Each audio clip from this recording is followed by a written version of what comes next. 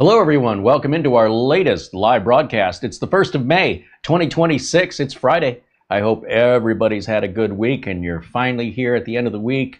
The weekend is awaiting, and let's kick it off with a review of a mini PC that most of you have never heard of before, unless you saw it here earlier, previous models. We have a new model from a company called Getorli. And we're going to talk about that today. We've got it right here in this nondescript brown box, and that lets you know basically we're working with a smaller manufacturer that is traditionally a lot less expensive than the bigger name brands. So if you're looking to save money, would this be worthy of consideration? We're going to find out today. But first, a shout out and a thank you to our friends over at VIP URCD Keys. That's where I get my Windows and Office license keys for my business, for my clients. And if you look underneath any video that we post here, just go to the video notes. A lot of people don't even know there are video notes. But if I show you a video from March, here is the video playing on YouTube the way you would see it. And then right below the video, you'll see a little box that gives you the number of views and the date, I think, is there. And then you hit the More button, and all the links for whatever we talked about in that video, all the information is there, along with the links to Windows 11, 10, Office, etc. Of course, you can go to the website directly and search for it yourself, but these links will take you right there instantly. And then let's say we wanted to buy this Windows, you just go ahead and hit the Buy Now button. And what you're buying is a license key. So to send you the license key, they got to have your email address, right? They got to keep that private and secure. So if you haven't created an account, just use an email address, make up a password, and you're good to go. Then use the coupon code CAREY, C-A-R-E-Y, hit the apply button and watch the price drop by 25%. Then hit the submit order button and you can pay with PayPal. So paying with PayPal for online purchasing of license keys is pretty rare to find. And they have 6 months of free support after the sale. And all the license keys are going to activate automatically online. There is no phone activation. Microsoft has shut that down because of all the piracy. So a lot of those key sellers are still telling you to activate by phone. They take your money, and then when you say, hey, it doesn't work, you don't get any response. I don't want to see you get burned by a scammer. So if you want to make sure you get a legitimate, real license key, and you want to save money and have support and be able to activate it just like you would if you bought it directly from Microsoft, but for about 90% less than Microsoft wants to charge you, I just want you to know. This is where I'm getting my keys, and I'm buying them for the same price you are. I'm entering my own coupon code. By the way, don't enter the coupon code if you don't want to. If you want to pay the extra 25%, I'm assuming you don't want to do that, but you never know. Everybody's argumentative on the internet these days. So the minute you make that assumption, someone will say, how dare you assume that I need to have a coupon code? Wouldn't put it past people today. Anyway, I don't make a commission off of it. So if you buy it, you don't buy it. It's there as a community service to our audience and the people who, of course, are our members and viewers alike, that you don't have to roll the dice and hope for the best. It's guaranteed it's going to work. And if you run into any problems, like I said, they have 24 hours. I believe their support's 24 hours, but their operation is 24 hours. So if you order your key at 2 o'clock in the morning, or 2 o'clock in the afternoon, it doesn't matter. Within about 2 minutes, you'll get an email with the download link to the Windows or Office product, unless you already have it, because you know me, I always have it. So all I need is the product key. But that information and the directions are all included in the email you will receive along with the product key. And then if you ever lose that email, you just sign back into your account, and your purchase history based on your email address that you've registered will be there for eternity, or at least until something happens, right? Something catastrophic would have to happen. Just like I can log into Amazon and I can see every purchase I've made since my very first purchase on Amazon in 1997. It's still on record. So if you need to go back and pull a product key, or you're curious what day that was or what year that was, that's the great advantage to creating an account and not buying anonymously, because when you buy anonymously, you're kind of on your own. It's very scammer-like activity, and so companies aren't going to behave too kindly or react too kindly to be treated with such disrespect and disdain by somebody who claims to be a customer. So the help you get is equal to the sincerity you put forth when making the purchase. These days, sellers are getting scammed left and right. Also, buyers are still getting scammed left and right. So everybody's scamming everybody. So how do you find the legitimate sellers, the sincere ones? And what steps and processes do they have to take to make sure that they don't get scammed? This is something to keep in mind if you were on the other side of the fence. And I've already done all this work for you. So if you want to repeat the work, I'm not telling you not to, but I can save you a lot of time by just using those links, because that was a ton of research that I had to do, and I had to kiss a lot of frogs. There was a lot of bad sales that I dealt with through this lesson I've learned, and I'm giving you that lesson completely for free. You're welcome. What you do with it, you do with it. Okay? So just say it. There's no hard sales here. If you buy it, you don't buy it, whatever. But at least if you want to know that you're going to buy it once, it's going to work, it's got support, you're not going to wait forever for a key or wonder, when am I ever going to get a response? All of that anxiety and all that worry goes away. And those links are available in all of our live videos in the video notes. So you don't need to pull up any specific video. I do recommend you look at the latest live video. The links are subject to change, as are the prices. So if I was looking to buy a key from VIP URCD Keys, I would visit my own channel, go to my latest live video, and use the links. Because the links that we used to use years ago, they don't work anymore. It's not something that you should be bookmarking, because the bookmarks are subject to change. Just so you know, we're constantly in flux and we're constantly adjusting. This market moves very quickly.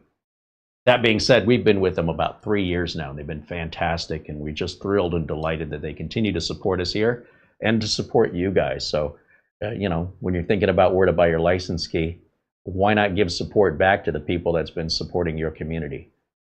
Even if that's the only reason. That's the way I see it. Let me say hello to everybody joining us. A super thank you to our friend Buster with a very generous contribution today, as well as an Amazon gift card. Thank you, Buster. He said he didn't sleep well, but he's feeling better. So hopefully he'll get some good sleep here soon. And if we don't see him in there, then we know why. He's probably catching up on his Z's. Thank you, Buster. Isaiah says hello. Jonathan Fells and David Herzog join us in the chat room, along with Sean Skinner and John Williams. There's Marlena, our channel administrator, saying hello to everybody in the chat room, along with Jim Kenny and Eddie Casanova. I also see Luke Greenia and Mark Gaines, Ben Laird, and oh, there's Buster. I see him. Where'd he go? There he is. Everybody in the chat, hello from Edinburgh. The temperature right now in Edinburgh, Scotland, 56 degrees Fahrenheit, which is 13.3 Celsius. That sounds pretty nice, actually. I'll take it. I'll take 2. 3D Everything says hello. And Andy W6AD joining us here in the chat. Xander Vanderhoven and Caniac44. Andy W6AD joins us from the Southern California mountains. And John Lewis from Brazil says hello.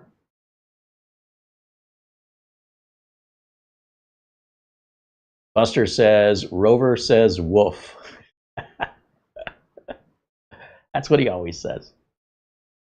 Let's see, scrolling, and I want to say hello to everybody. Rick Lakes joins us from Minnesota. There is Phil Stodd saying hello. And Dustin Fuller. Jack Kugelmass coming to us from Toronto. Gary Tatum and Tim Davern and Frankie B all say hello. Welcome in, guys.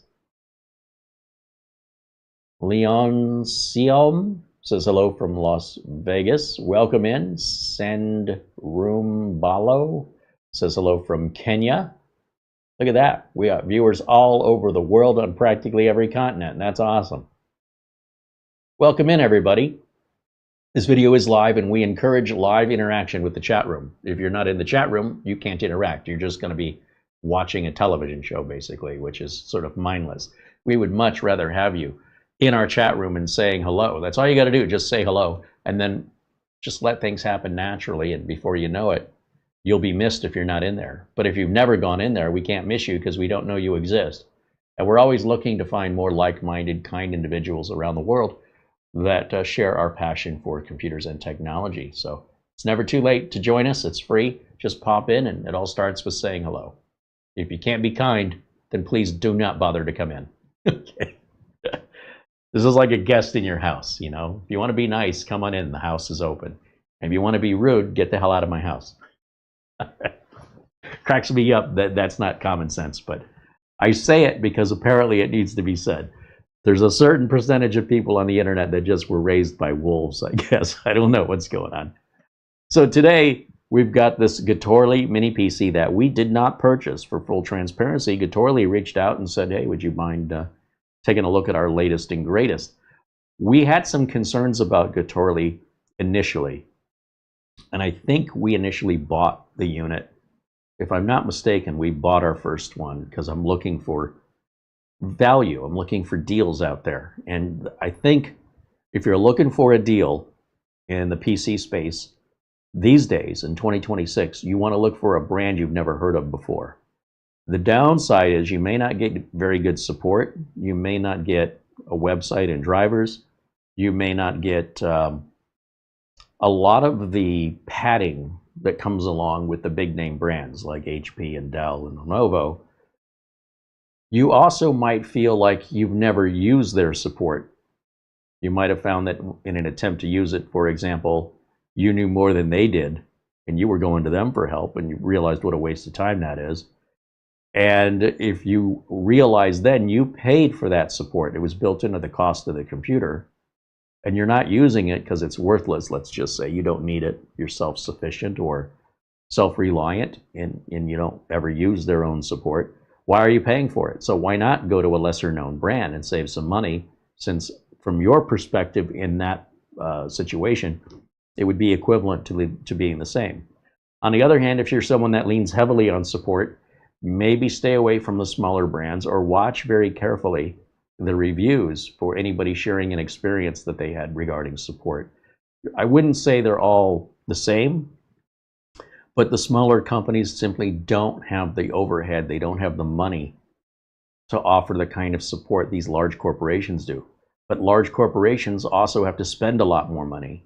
And that means that each product they sell has to cover the cost. If it's costing $1 million more a year to offer support, and they're selling 1 million computers a year. I mean, they sell more than that, but just to make the math simple, just to break even, they have to charge $1 more per PC to come up with that $1 million that support costs.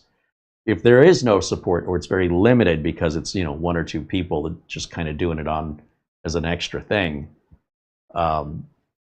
there may be a longer delay between when you get a response. There may be no support at all, but then you're also not paying that extra fee of the cost of providing that, which again, if you're not using it anyway, why pay for it? So this is for you to decide. Right now, with the economy being the way it is and RAM and SSD prices as high as they are, everybody's looking for a deal. So based on that, let's start looking at name brands we don't recognize, because those are the ones that have to work harder for your money. Let's say, for example, you want to go up against me. Let's say I sell a Cary Holzman computer and I sell it at a premium price. You, on the other hand, you want to sell the exact same computer or equivalent, and because you're not as popular as me, you have to incentivize people to buy yours instead of mine. If they're otherwise the same, how are you going to do that? You lower your price. In order to lower your price, you may have to cut some corners, such as not providing support or not having a website, etc., etc. And as long as the buyer knows that going in, everybody should be happy. But when it's not disclosed and you think, as a buyer, that they're both the same and the only difference is the price, it is rarely, if ever, the case in any example, in anything you buy in this world, unless the price is like 10 cents, if it's insignificant. But if it's a significant price savings, there's a cut somewhere. You've got to know that. So with that, either that or you're buying something used, returned, or fell off the back of a truck kind of deal. But that's not a regular purchase. In other words, there would be very limited supply available at that price point. And that would be an exception, but you should automatically know that as a buyer that you're not buying something new. And then that explains the cheaper price, and it explains the lack of support, yada, yada, yada. Now, some people don't care about price as much as they care about making sure they got something really good, something with good support, something with good build quality, a good warranty, and then the price falls second.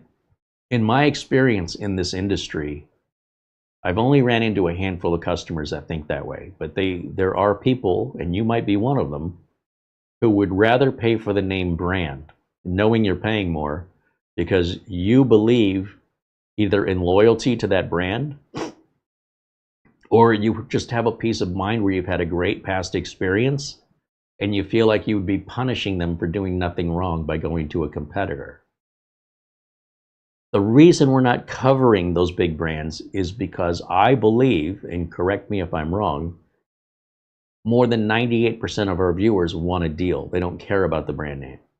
Now, if I'm wrong about that, you let me know. So for the vast majority of our audience, they want to know, how can I save some money and not get ripped off? Based on that, we're looking at smaller name brands of mini PCs, specifically mini PCs lately, but we've also looked at some NASs and things like that as well, from lesser known names, to determine if they're worthy of consideration. So in that vein, we had ordered a Getorli, and we reviewed it. I think we bought it, but I can't remember now, going back. I think this is our second or third one now. And one of the concerns that we had is they had no web presence at all, and therefore no driver downloads. And we had a few other concerns, and we let them know, and they heard us. And they acknowledged every single point we made and said they've addressed it. So let's start with the website. When you buy a computer from a company, I would expect that there to be a company website and a company support, for emailing support or chatting, maybe even a phone number. Depending if they're only in Asia and they're 12 hours difference, it's the middle of the night over there, it wouldn't make sense to call. So they should have at least an email address or a web form, for inquiries. And of course, drivers. The other issue we run into is the version of Windows they've installed. Is it an international version, or is it the version I use? A lot of times these machines coming from Asia use an international Windows installer. It's slightly different and may actually pull up language in the default language. So in this case, most recently we're seeing Chinese characters popping up on certain menus. Not everyday menus, but like the advanced startup menu, which most people would never run. And instead of saying please wait, it says, I guess, please wait in Chinese, which is, Mandarin or Cantonese, I don't know. I can't read it. Using the US-based installer, that would never happen. It doesn't really affect how Windows works or compatibility. It's just a level of comfort. Need a Babelfish. Need a Babelfish? Yeah. Just type Babelfish. It's right there on the internet. You have email. I have email. All right, thank you. We'll get to that in just a second. So basically, when we looked at the Getorli, we couldn't find any website. We couldn't find any information about the company. And we said, look, this is concerning. If you want to do business in the United States, you need to have a website. And look, you and I can set up our own website. We don't need to be a big company with a developer and all kinds of budget. You and I can do that for like $50, maybe even less. It's easy, just for fun. And then you can use Google Drive for free to host any files like drivers. There's no reason for a company to be selling on Amazon to not at least have some kind of web presence. I don't find any excuse for it. And I guess Getorli agreed. And so they say they've got a website now. So before we even open the box and look, let's just see if this is true. Let's go to Google, and let me share the screen. Come on, Google. See if that works. There we go. And we're looking for Getorli.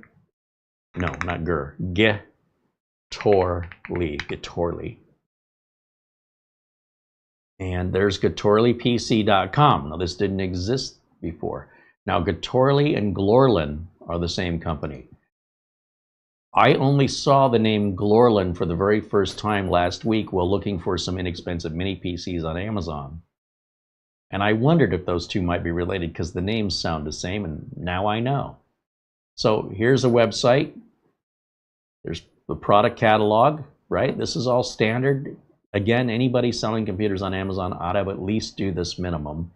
And then on top of that, we've got downloads. So hopefully we have downloads for the 103, which is what they sent us to review today, which is a 7430U or a 5300U. I guess they have two different versions of it. We'll see which one they sent us here in a moment. And it says driver download. If I click on that, it goes to Google Drive. Perfect. File is too large. We'll download it. It's 1.1 gig, which is actually pretty small for drivers. And we'll just go ahead and hit download anyway. And as that goes and downloads, we will continue on back to camera 1. So one of my first concerns was that lack of a website, the lack of support, the lack of driver being provided by the manufacturer, where we had to use somebody else, some other manufacturer's drivers, which is embarrassing. That should be humiliating. And apparently they felt that way too because they've resolved it. Once I brought it to their attention, you know, some companies will say thank you and then they don't do anything. They acted on it. So kudos to them that they are doing the right thing and trying to grow this company, not just trying to make a buck and then vanish. Because if they still weren't providing a website, then we wouldn't have this here on the bench. This discussion took place in email negotiations prior to them sending it, though no money is exchanging hands. I won't spend 2 or 3 hours on a dedicated video on their product if it's not something I know right out of the gate, right before I even receive it, that I'm not going to like it, because we already know where it fell short in the first review. There's no reason to do any follow-up reviews or any reviews of new products unless those initial issues have been resolved, and it appears they have been. Now, I'm not saying the website's not without, you know, any particular errors or coming up short in some way. I haven't looked at it that closely, but the very basics are there, and that's good enough for me. Obviously, because we agreed to say, yeah, send it along. We very much want to look at this for sure. So then the question is, what is it? Well, what we've got, if we go to their website, you can also purchase from them directly, I think. Let's go back to the window capture. Here's the link in our video notes for the Getorli GT103. It's a Ryzen 7 6800. That's got, I want you to pay attention to this part here. 32 gigs of soldered on RAM, right? LP means low power, which almost always translates to soldered on RAM. If it didn't have the LP in front of it, then it's probably socketable. 1 terabyte, not 256, not 512 of NVMe, not SATA. Okay, so right there, that's, how much money is that? $400 for those two parts, the 32 gigs and the 1 terabyte? Between $300 and $400, I'd guess. Let's call it $300 just for those two parts. It's got support for up to 3 displays at 4K at the same time, Wi-Fi 6 with Bluetooth 5.3 with dual LAN. And of course, you can use it for work, gaming, design, home office, etc. They want $699. So you've got to subtract out the value of the RAM and the NVMe from that. Now, obviously, they can't sell this bare bones because the RAM is soldered in. They offer 30-day returns. When you hit buy now, does it go to Amazon or do they, oh, they're selling it directly. Very good. Okay. But on Amazon, you can buy it for $599. And Amazon, you've got 30-day free returns to Amazon.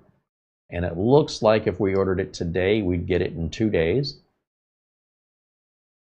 So basically, half of the cost of this unit, if it's even, I mean, half, it seems a little cheap for $300 for 32 gigs of RAM and terabyte storage. Seems a little bit cheap, but I'm just gonna put it that way to kind of give you an example of where we're at with component pricing. You're buying a $300 computer. If this was available, bare bones, this would be a $300 computer. If it were possible that you could put your own RAM in, and you put your own NVMe drive, and you put your own operating system, you could take $300 off of this. So before you say that's expensive, you've got to consider what it's coming with. 32 gigs is much, much more than 8 gigs and double 16, which is what we're seeing on a lot of these really price-conscious machines. And it's also not a budget machine. We're up in the upper echelon of the Ryzen 7, although granted it's only a 6800H.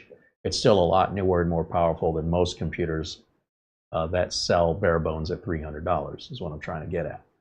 So just keep all that in mind. It's got Windows 11 Pro on it. It says here the graphics are built into the Radeon 7 6800H or the Radeon 680M. And a little bit about the storage. It doesn't tell us if it's Gen 3 or Gen 4. We'll find out. We don't know who makes the Wi-Fi network card or the wired network card. We'll find that out. And they've got a 1-year warranty. Now, granted, you know, other companies may offer 2- and 3-year warranties, but that is built into the price. They won't be this cheap, generally speaking, but that's for you to do your research on. And if they were the same price or less, it probably wouldn't be by much. But again, this is where we start getting into some muddy waters where I cannot advise you which value is the best in your perspective. And just scrolling through, do they have any feedback on this at all? They've got 6 reviews on this, averaging 4.8 out of 5. But are those people who bought it, or are those people who got a free yeah, this is a free review. This is a free review. This is a free review. They're all free. Okay, so it's very easy to like a product when you didn't pay for it, right? If somebody sends you $600 and says, do you like my $600? Yes. So I don't know how much you can rely on these Vine reviews. Also, if the Vine review didn't like it and they were honest and said, I don't like it, they probably wouldn't get any more free stuff to review. See what I'm getting at there? It doesn't make anybody evil or anything, but it's kind of inherent that if you want to keep getting free stuff, you got to play along. Why would a company send you free stuff at their expense for you to insult them? You wouldn't do that, would you? That'd be pretty stupid. So we're going to do a real review today. Okay, we don't do that free bias stuff. My feeling is, look, if you've got a product that has issues that we're concerned about, we're going to bring it to your attention so you can't claim you didn't know. And what you choose to do with that will determine if we give you any more chances. Some companies will hear it as an insult and think we're idiots and say thanks for the feedback, and we won't talk to each other ever again. Good riddance if that's the way a company wants to behave. We don't need them. We don't need to give them any more exposure. They want to go down that path. That is not a path we go down, so they will go without us. On the other hand, in this example, we mentioned some concerns with Getorli earlier on. They addressed them. We did this, you mentioned that, we did this in response. That's what we want to see, because that tells us we've got a company here that's trying harder. They're acknowledging our concerns and addressing them, and then saying, okay, now that we've addressed them, you want to give us another shot now? Yes, I do. And if we have any issues here, we'll repeat. But some companies, they don't see that as help. They just see it as you correcting them, making them feel stupid. That's a bad attitude if you're in business. When you're dealing with somebody like me, I'm basically working as a consultant for your company for free. And if you want to dismiss that, consumers do this as well. When something is free, they generally will throw it in the trash. It doesn't matter what it is. They don't value free. When somebody pays for it out of their hard-earned earnings, they're going to be much more critical and intolerant of things that aren't acceptable to them. They'll be more vocal about it. They'll be emotionally upset. Somebody gives you something $600 and it falls short, who cares? You still got it for free. You didn't sacrifice anything. So I'm happy to see Getorli have their website up and drivers. That's how it should have been out of the gate. They got a little late start, but that's okay. You can't do everything overnight. It takes some time, and they addressed it. So I am eagerly anticipating reviewing this unit because I think for this price, this might be a little hidden secret that only people who know will know that you can get this much power and performance for that price. But let's find out if it's true. Now, I don't care about the unboxing experience. Some people go, well, look at how it ships. I mean, this is sketch. Is it? If I sold you a pair of brand name shoes like Nike, and I put them in a plain cardboard box instead of a Nike branded box, and the shoes were discounted, would you pay extra to get the Nike box? Would you not buy it because you didn't get the original box? Some people are collectors and they need to have the original box. Okay. Most people are buying shoes because they need to protect their feet. So some people don't buy shoes to protect their feet. They buy them because they're collectors or they see them as an investment opportunity. And it's important that everything is exactly right. Those aren't the people looking for a discount. That's what I'm trying to tell you. There's two different buyers in the world today. Those with excess and those with too little, just trying to make ends meet. And I think the people with too little trying to make ends meet makes up the vast majority of the population of this planet. So these videos are primarily directed to the every person for this reason. And for this reason, I'm gonna throw the box out anyway, right? So what do I care about branding on the box? That is the least of my concerns. I don't think Getorli needs to address this. It's gonna cost more if they do that. That means they have to charge more. And before you know it, you'll be competing against HP and Dell and their prices. And because of HP and Dell's longevity in the business where you don't have that, it would make sense that a customer goes with a tried and true tested brand if the price is otherwise the same. So if they can save a few bucks by, just putting a sticker on a brown box, I'm good with that. Let's take a look at what's inside.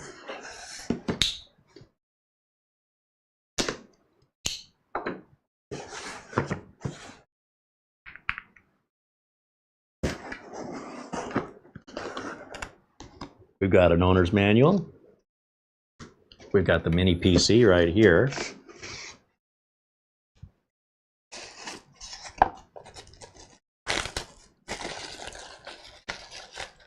It's like a light blue, kind of silver with blue or gray. Quite sure. There's screws on the bottom that we can access with holes in the rubber feet so you don't have to take the rubber feet out. What a concept. There's your dual LAN right there. Barrel style power plug, HDMI, DisplayPort, USB 3, USB 2. Nothing on this side, nothing on that side. Come around to the front, there's our power button, headphone or speaker jack or headset, USB type C. That's probably USB 3. And then two more USB 3 blue type A USB ports. So 1, 2, 3, 4, 5 USB ports in total. I'd say the average mini PC has 4 and the upper echelon has 6. This one falls right in the middle with 5. Going back to the box, we've got HDMI. We've got a cloverleaf style, laptop style power connector. We've got a mounting bracket. I don't know if that's VESA compatible, but it's for mounting the computer, on a wall, under a desk, maybe even behind your monitor if it's VESA compatible. And the screws and the bracket are there if you want to do that. That's also why there's a short HDMI cable. The last thing in the box is our power brick. This is a laptop style power brick where you've got a separate power cable and then a separate cable coming out of the brick to go to the PC. I like this because it gives me more cable. We've looked at other mini PCs, especially the budget ones, where they include like a wall wart, and that cable coming out can't be 5 feet long, and it's a long run. Well, I only need about 8 feet here, but maybe you need 12 feet. And the fact of the matter is, if this plugged directly into the wall, we'd only have this much cable to deal with. But by including this additional cable, more similar to a laptop, now we've effectively doubled our length of cable. And you can buy these on Amazon all day long. It's a standard cloverleaf power cable. They make these in all various lengths. I've got one down here, it's 12 feet long, so I won't even need this one. I'll keep it in the box. And since I'm not mounting this computer against anything, I don't need that HDMI cable. That's also a very short cable. And the instruction booklet, usually those are useless. And that's the end of that. That's all that's in there. So let's clear some room off the desk and set this down over here. We have a warning sticker that says something. I need my other glasses for this. Warning, during the system boot process, if you cannot log in to your personal account, please turn off the Wi-Fi LAN. Select the skip option, and then log into your personal account in the system. Effectively, this is the same sticker that we see in other mini PCs where they cover up the ports so you can't plug it in, and they'll have a warning sticker that says, wait till you boot up Windows, get into the desktop, then plug in. We agree, 100%. That is a good standard practice to follow. And I'm going to plug this in like that. And Mara says another email has come in. Let's stop for a minute and check those emails before I go much further. I'm debating right now if I should just open this up, take a look on the inside, or if we should fire it up first. Let me know what you'd like me to do in the chat room while I check email. Our friend Mark Gaines sends an Amazon gift card in lieu of a super chat. Thank you, Mark, and a generous contribution as always. We appreciate you, my friend. Cheers. Our friend Frankie B, whose computer came in for repair. I had ordered the wrong batteries for it. The connector is the wrong connector. I didn't realize. They have names. Now I know. And the benefit of ordering the wrong ones is that I might have other computers that require them, whether now or in the future. So I'll just keep them. They've got a good shelf life of around 10 years, so we should be good. I ordered the next day when I realized, you know, the connector was wrong. I did a little more research. Second time was the charm. Got the right ones. Those came in yesterday. Test fit it. Works perfectly. Fits like a glove. And all the issues are resolved. So we should be able to get Frankie's computer out to him on Monday. There's no sense trying to send it out today or the weekend. It'll just sit. So we'll get it out to him Monday. He'll probably have it Wednesday. So Frankie, I'm assuming you're out there watching. If there's anything you want us to address or you want to talk about, you know, replacing it with something else, I don't know why you want to do it, but if you want to, you've been very, very kind and generous to us, and we want to make sure that we take this opportunity to show you our appreciation. So don't hold back if there's anything you want changed or you want us to look at. Please let us know in email. So we've got till Monday. It's been my routine lately to go to the FedEx store after the shows, the members only show on Monday. I've been doing that every week for about 5 or 6 weeks now. So they're getting to see me on Mondays over there. Oh, he's back. But right now, I think you're the only thing going out, Frankie. And like I said, if that goes out Monday before 5 o'clock my time, you should get it Wednesday. And Frankie submits a very generous contribution again. So thank you for that, Frankie. He says, this is my way of saying thank you for your help and all you do. Frankie's extraordinarily generous and kind, and it's a pleasure to have in everybody in our community. But that generosity from Frankie is extraordinary, and we appreciate that so much. And anything that we can do for our members, we will bend over backwards as much as we can for our members. And we bend over backwards for the non-members too, but the flexibility is based on, you know, how much is it going to cost us? And for people that are supporters of the channel, quite frankly, these videos would not exist without them. So our deepest gratitude to everybody that supports us, and our deepest gratitude to all the viewers who enjoy our content as we find alternate ways to pay for it. Because quite frankly, the YouTube advertising revenue has gone effectively away. With the price of gas going up, I'm not even sure I make enough money on advertising revenue to buy 1 tank of gas at this point. But it's because of the supporters. So all those people you see in the chat room in green, if you're not green, it's because of them. You're here at all. This video would not exist. That's the reality of it. Their voluntary generosity is critical to the success of this channel. We hope that we gain more supporters so we can do more on this channel. But in the meantime, shout out and a thank you to Getorli for sending us the machine, because normally we'd have to buy this.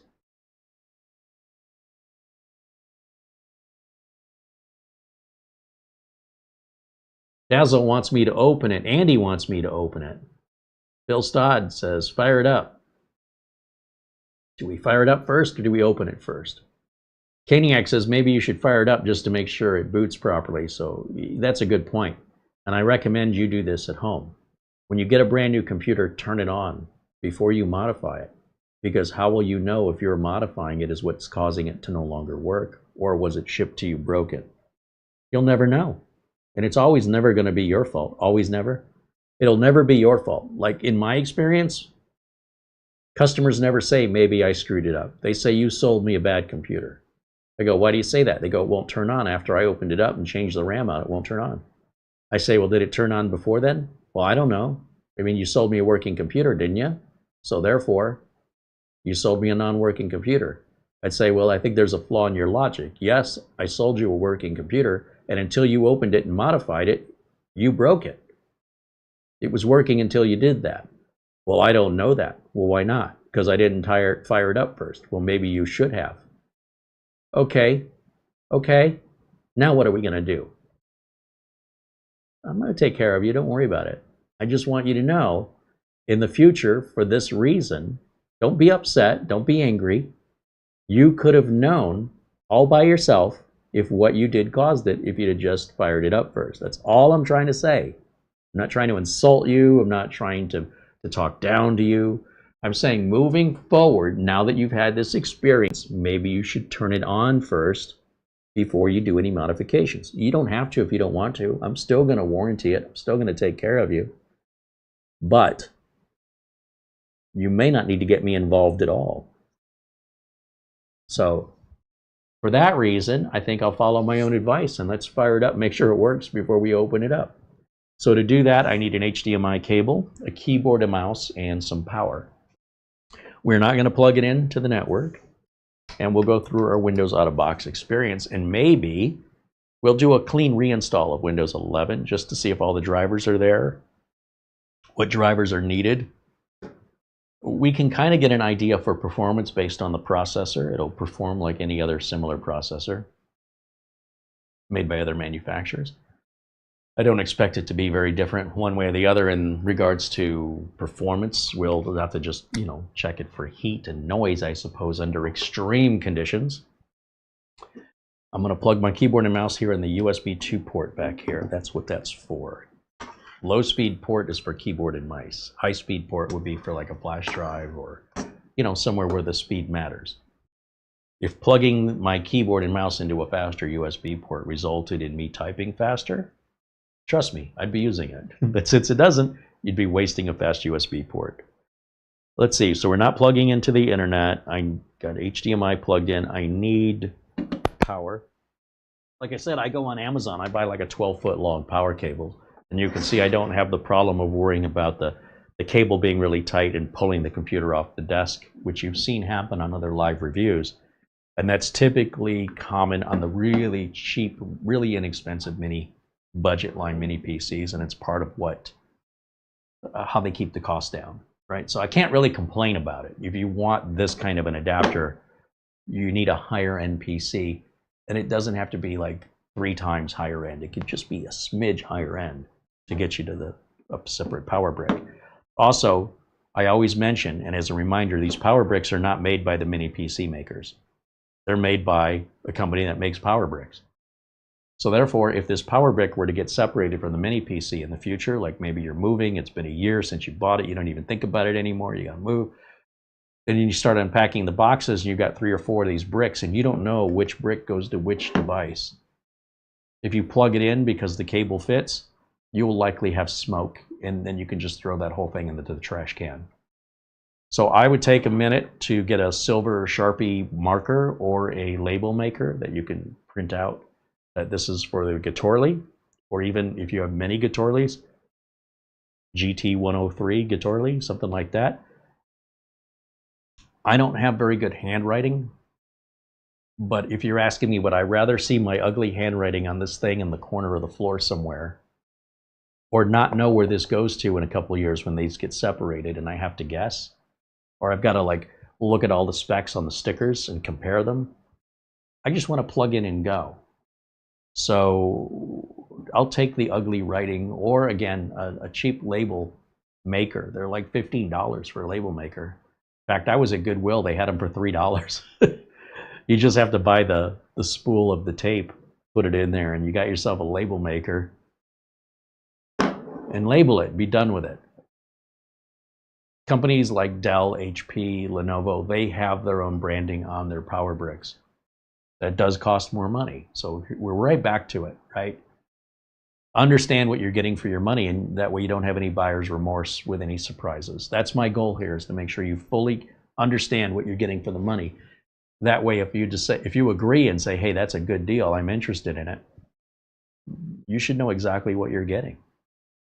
The odds of you returning it should be next to zero. All right, let's fire it up. Hit the power button. There's a little blue light that comes on in the power button. And let's go over to HDMI 3 over here and take a look at our boot screen. Let me minimize camera 1 too, so you can see me at the same time. Put myself down here.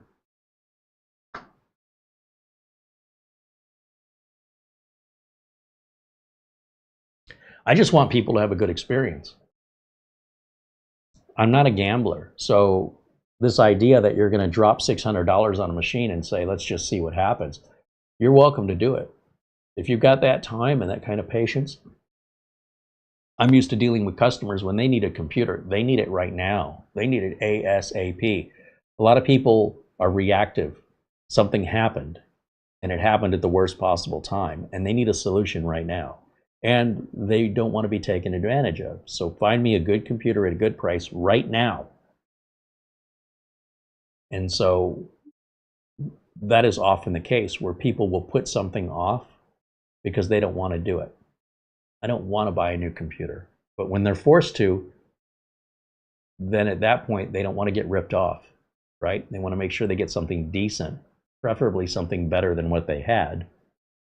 And most importantly, the likely reason they never replaced it before was they don't have the money. So it's got to be within the budget that they can pay it off or pay for it. So, you know, could this be a consideration? That's what we're here to determine. Let's get rid of camera 1 so we can see the whole screen. And let's go through the out-of-box experience here. Continue in English.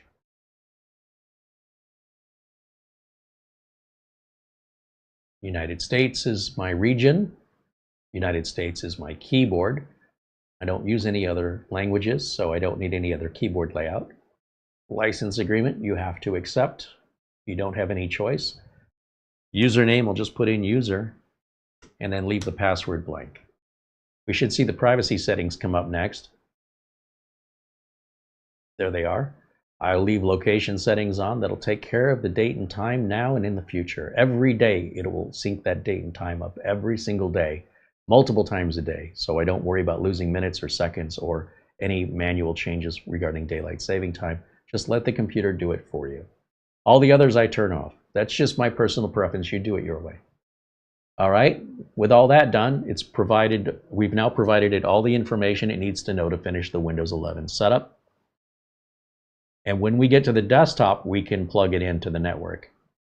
But we don't want to, if we had it plugged into the network right now, it'd be downloading updates. And if any of those updates caused a system issue, we wouldn't know. Is it a system issue from the factory of the mini PC maker, or is it a system issue from the update? So we're right back to square one, where you just don't know any. So basically, by doing one bite at a time, instead of trying to put the whole sandwich in your mouth, you get to savor it a little bit more, and you can determine if the sandwich is bad or just that one bite was bad, right? Did you just get a bad spot, or, you know, was there no seasoning on that bite, but the rest of the bites have seasoning? If you put the whole thing in your mouth, you just dilute the entire experience, and it's likely a choking hazard, and it's uncomfortable. So you really should enjoy this process because you should only have to do it right out of the box. Once you've done this correctly, you should never have to do it again for the life of the computer. That's where we're at today with our operating systems. Reinstalling an operating system after you've set it up used to be an annual procedure with Windows XP just because of bit rot. These days, Windows 10 and Windows 11, they do such a good job maintaining themselves that those days are long behind us now.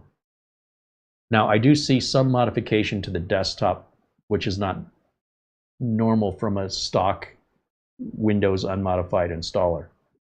One of which is this control panel here and this PC. These are not by default on the desktop. That's okay. It's a system modification that's allowed. They're not hacking anything.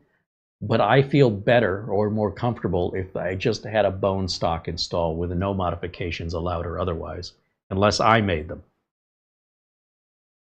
Regardless, it looks like we're in 4K, so let's drop the resolution down. Let's go to display settings, and we'll go to 1920 by 1080. Right there, keep that. Let's look in the device manager and our system properties. So we'll start with system properties and verify the RAM and CPU and everything and version of Windows. So yeah, there's our Ryzen 7 6800H. There's our 32 gigs of DDR5 that's soldered in. There's our Windows 11 Pro, verified. It is 24H2. We probably won't see 25H2 installed by default. Well, we should start seeing it about now. It takes about 6 months for new images to be created by the manufacturers, and then for the distribution chain to then fulfill the warehouse orders.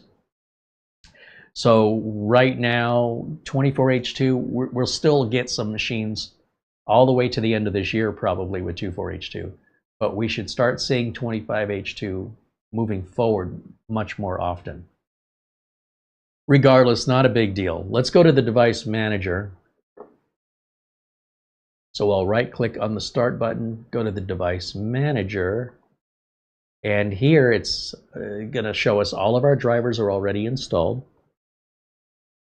And under network adapters, we can see Realtek makes both the LAN adapter, which is a 1 gig, right? Is that 1 gig? No, yeah, there are 2 LAN adapters. So PCIe Gigabit Ethernet Family Controller means 1 gig. It's gigabit, not multi-gig. It's not 2 gig, it's not 2.5, it's not 5, it's not 10. It's single gig, 1 gig. And there's 2 of them. And the Wi-Fi 6 is also made by Realtek. So you can get drivers for these from Realtek, or you should be able to get them right there from Getorli. That being said, I think I want to do a complete wipe and reinstall of the operating system just to test those drivers. But first, let's shut it down and open it up. We know it works. Let's not go any further. Let's shut this down, and let's see how serviceable the unit is with regards to upgradability. So we'll come back over here to camera 1, wait for that to turn off. Start unplugging everything. And I'll set some items aside here so we have some room to work. Don't mind me. Let's go full screen on camera 1 so you can see what I'm doing here. And we'll start by removing these 4 screws underneath. Let's go over to camera 2, in fact, give you a close-up of that. All right, so I need my heavy-duty glasses for this, and my screwdriver, which let's see if this screwdriver will work. No, it's too big. I need a smaller, how about this one? Too little. I'm like the Princess and the Pea over here. Let's grab the Natch toolkit because we guaranteed we got the bit in there. And this bad boy is cheaper than an iFixit toolkit. And it gives you, instead of, breaking this off into 6 different possible toolkits the way iFixit does, this gives you pretty much all of the tools except for spudgers for less than the price of one iFixit toolkit. So right across the top, we've got some bits that I think maybe this Phillips right here will do the job. Let's find out.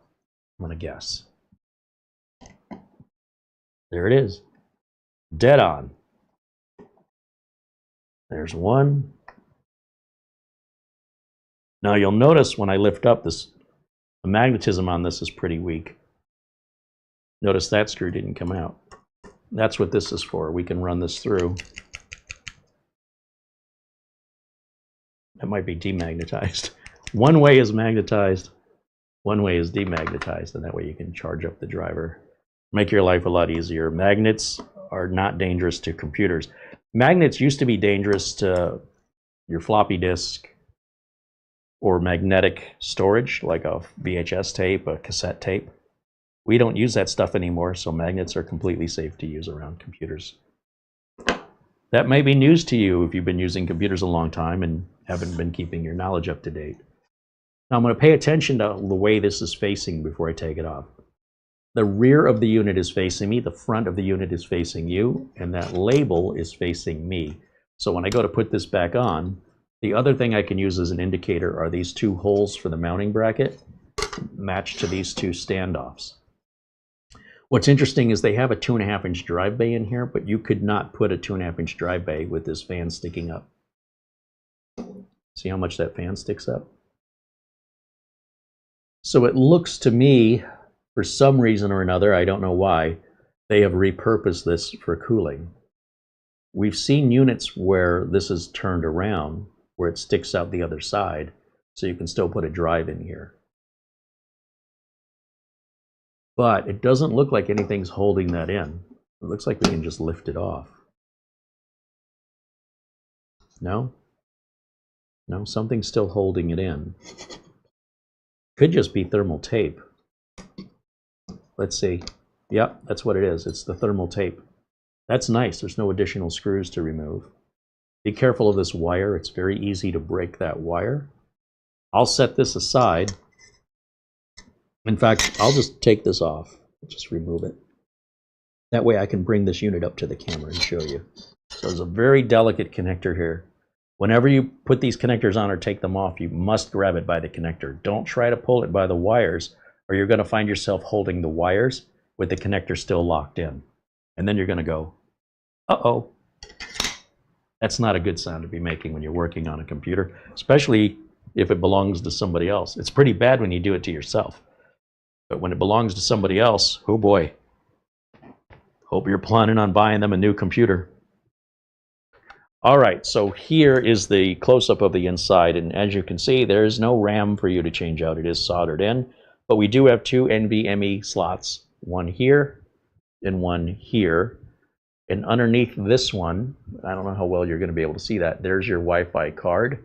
So you can upgrade the Wi-Fi. You would just simply remove the screw here to take the first NVMe out. And then there's a second screw right at the end of the Wi-Fi card inside, just like many other mini PCs we've looked at. And then you can add a secondary storage here. We just don't know if these are Gen 3 or Gen 4, but we're about to find out. And that's pretty much all there is in there. I'm sure there's a BIOS battery in there somewhere, but it must be on the other side because I don't see it. But I'm sure it's in there somewhere. That's unfortunate. This is an antenna wire, if you're wondering what that is. That's going to the Wi-Fi card. I'll look underneath the NVMe drive since we've got it open just to verify that the CMOS battery isn't hiding back there. I don't see anything that would indicate it's there, but I'll just double check.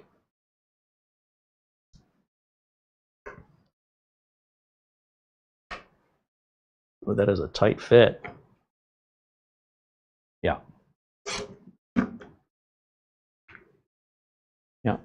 So the BIOS battery must be on the other side of the board. I don't know how you're going to get to that, but you should need to get to it for about 5 or 6 years anyway. So, okay, let me put this drive back in. I'm not exactly sure how I'm supposed to do that. It goes here first.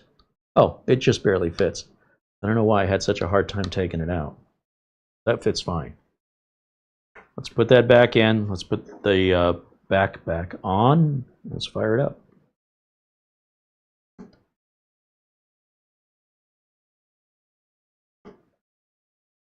So that's all there is to service on this. And the screw for the other NVMe drive is already installed into the standoff. So you don't have to worry about finding that later. It's inside where it belongs. Our little fan can go back on, and that went, how did that go? It was like this, wasn't it? And that's a nice touch. Given that there's no RAM under here to cool, one might argue that this fan isn't even needed. And where it is needed, the manufacturers don't include a fan. But it's not like anybody ever complains their computer's running too cool. So it's nice to see. On the other hand, as long as it's not adding any noise.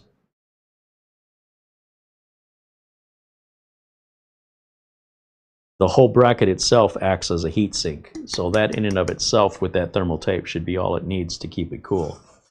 Everything on the other side of the board, your CPU, etc., that's going to be cooled by a fan up here, where these vents are going to exhaust the air. That's your main source of heat.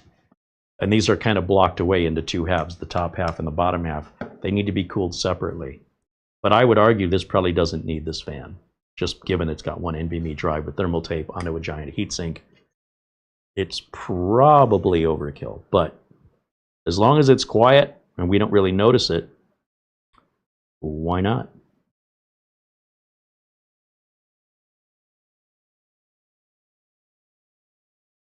Now the trick is to get this little plug back in.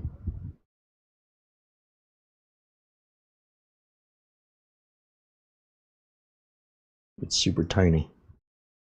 It only goes in one way, so if you put it in backwards, it's not going to sit. That's good. We'll set that back down. Make sure all the holes line up properly, that I've got that in the right position.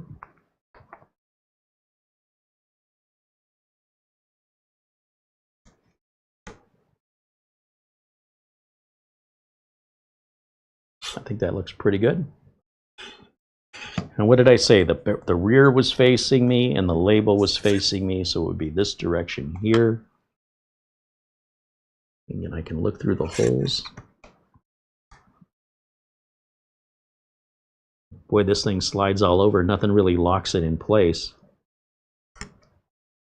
So, there's also, this is completely flat. So there's nothing for this to sit down into. It just rests on top. These screws are absolutely critical to hold everything in place. It would be nice to see some sort of keyed notch that this would fit into and hold it in place for us. So I can kind of look through this and just find one place to tighten it down first, but don't over tighten it because you're going to need to move this around. And the tighter you make one screw, the less flexible it'll be in movement. But you see how easy that was for me to find that hole. I can't see it anymore, right? All I'm seeing is what you're seeing, which is the back of this. I can't tell if I'm lined up with the screw, which also means I can't tell if I'm lined up with the hole of that heatsink, that giant, where the fan is, that plate that we put on. So we got to go through two sets of holes that we can't see to find the brass fitting that locks into. Also, don't over tighten these screws. Get them till they stop right there and don't go any further. Because all you're going to do is make it harder for you to open if you do that. And if you strip out or cam out the top of the screw, you're going to be in a world of hurt, my friend, for something you did that was completely unnecessary. Now you will see that there is a slight gap right here, but it matches the gap here. So it's not going to sit completely flush. And that is how it is intended to be designed. We also have a sticker that says if you want to enter setup, press F2 to enter the BIOS, or if you want the boot options, it says to press F12. That's what those words are there. Okay. Looks good. My only question now is that Gen 3, is it Gen 4? I don't know.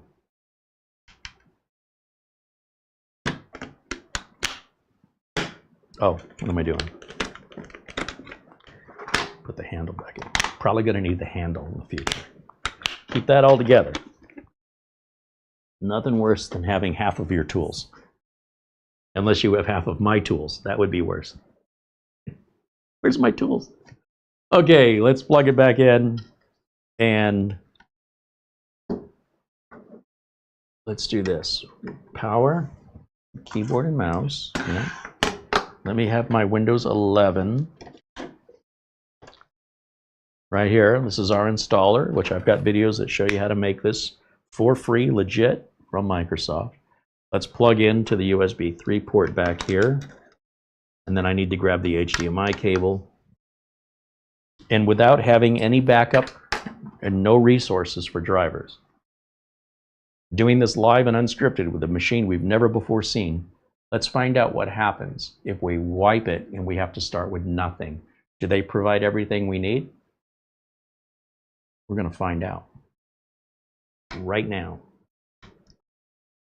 Again, we're not plugging the internet into this. So I'm going to turn the power on. We're going to come over to HDMI port 3 once again. And while we're waiting on that, there it goes.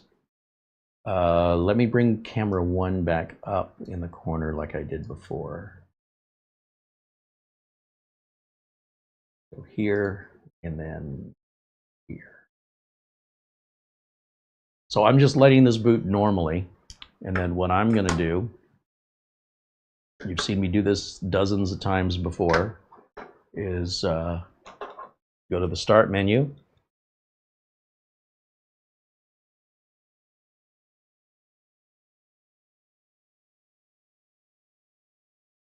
Go to Settings. We're going to go to Windows Update. Even though we're not plugged into the internet, we'll go to Advanced Options, Recovery, Advanced Startup, Restart Now, and Confirm. So now instead of pressing F12 to get the boot menu, which I could do, right, you get your timing right, I'd just rather do it this way. I'm instructing the computer to give me a special startup menu so I have time to see my options and not blindly press keys and empty times that I hope is the right time. This is a much more positive way to do this in the sense that I'm getting the proper feedback and there's no timing involved. You just read the screen and it waits for you. So here we want to use a device right here. That's the option we want. And we're going to use a UEFI removable device. It's not a DVD and it's not a network device. So what are we left with? This one. Now in theory, it should reboot and start up off of the flash drive, which we'll know because it'll start Windows 11 setup. If that doesn't work, it'll just take us back into Windows. Let's see which one happens. I can't tell you where it's booting from right now. I can't tell. Oh, yeah, we started off the flash drive. Let's pick next, US keyboard. Yeah, we want to install. Agree to everything will be deleted. And we're going to erase everything on this flash drive. Not flash drive, everything on the internal storage drive. Let me get rid of camera 1. We'll hit accept on the license agreement. And it's going to look for installation, where it can install, an installation drive. In our case, that's going to be disk 0. But why do we have 4 disk 0s? Because there are 4 partitions. There's a recovery partition. This is all the stuff Windows creates. If we want to erase and do everything from scratch, then we need to delete every one of those. We only want it to say unallocated space and nothing else for disk 0. So just keep repetitively deleting each partition, knowing you are wiping out the drive with no recovery. Okay? Until you're down to just 1 disk 0 that says unallocated space. That would be like a brand new, fresh out of the box drive that you ordered from Amazon. That's how it should look. Because they don't know if you're going to use it in a Mac or if you're going to use it in a PlayStation. The file formats are not compatible, so they're like, you put whatever file format you need on here. We'll send it to you completely empty. That includes the partitioning. So what we're doing is we're emulating a brand new drive installation with a never before installed Windows. far as the computer knows, it's the same as a brand new install. Disk 1 is our USB flash drive that contains our Windows installer. Leave that alone. You can tell from the size, 16 gigs is a flash drive. 1 meg is a partition on the flash drive. 953 gigs is pretty darn close to a terabyte. That's obviously our internal storage, which is also disk 0. So this isn't rocket science if you just pay attention.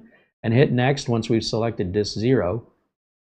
Then it's going to confirm this is what you want to do. Yep, hit install and we're off to the races. In fact, it's probably faster for us to reinstall Windows 11 with 25H2 using the most recent build from Microsoft. Their most recent media creation tool already includes all the updates all the way through April. So instead of getting 25H2 and all the updates prior to that, plus all the updates after that, which is what we would do with the stock install, by installing fresh and clean, I'm getting a US-based version, not an international version of Windows 11. I don't have any modifications to my desktop. Even though they're allowed, it's not stock, so I want it stock. And I will have to put the drivers in as a result, but it should auto-activate. It should not ask me for a product key. If you're paying close attention, you'll notice it did not ask us if we want Home or Pro. Did you guys notice that? Why didn't it ask? Because it already found the key in the BIOS and it knew that key was for Pro. Therefore, it doesn't ask us. Therefore, it doesn't ask us for either what version we want or what product key we have. It's all auto-provided through the BIOS. You guys don't need to do all this stuff by hand anymore. Let the computer do the work. Welcome to 2026. Life gets easier. Let the computer do more. And in 2028 and in 2030, it's going to do even more. And I'm going to be telling you to stop doing some of the things I'm doing today because it won't be necessary anymore.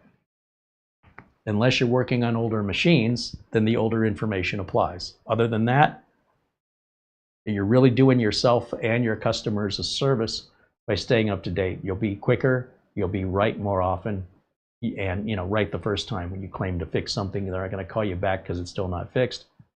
That keeps you happy, that keeps them happy, all for the free price of the knowledge.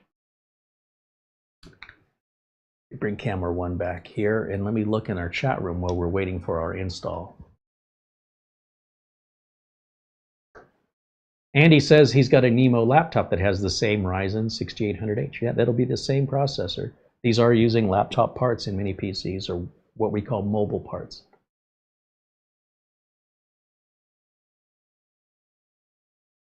Mark Leibowitz, who runs a computer repair business out of Chicago, said he had a client call him because the client said he's been unable to cancel his Comcast business phone service. So Mark asked him, did you try calling Comcast? And then he just got the sound of crickets chirping. I got to call them to cancel my phone service. Always good to use the phone for stuff like that when you're dealing with a local service provider. If you're dealing with an international service provider, then you deal with maybe difficult to understand accents and time zones. But if it's a local service, strongly recommend use the local phone.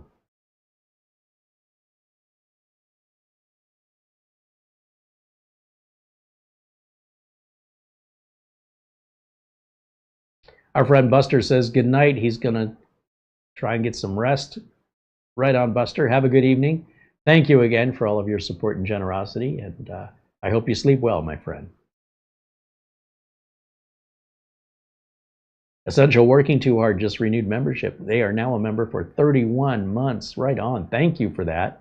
He says, hey, Akari and Mara and everyone in chat, happy Friday. Back at ya. Happy Friday to you. David Graham says it's 26H2 now. We won't see 26H2. Well, I'll tell you what. Why don't you show me where you're getting your information? I'm tired of correcting people that just don't understand what they're typing. So let's take it the other way and let me assume you know something I don't. What gives you the idea there's such a thing as a 26H2? There will be in the fall. But I want David Graham to explain what he's telling me, because if you feel the need to correct me, you must know something I don't. So that's what we're here to do. If I've got some information wrong, please correct me. But if you're correcting me, I hope that you have some evidence to point to what you're referring to, right? A web link from Microsoft, or because I don't know what you're talking about. Frankie B. Carrie says, I have a question about my mini PC. Did you see if it restarted when you plug in power? Yes, Frankie. That was the point of changing the BIOS battery. The BIOS battery was completely dead. And a faulty BIOS battery can create that very symptom. And it falls right into that category. So after changing the BIOS battery, I plugged it and unplugged it several times and it stays off. Plus, it also keeps the date and time.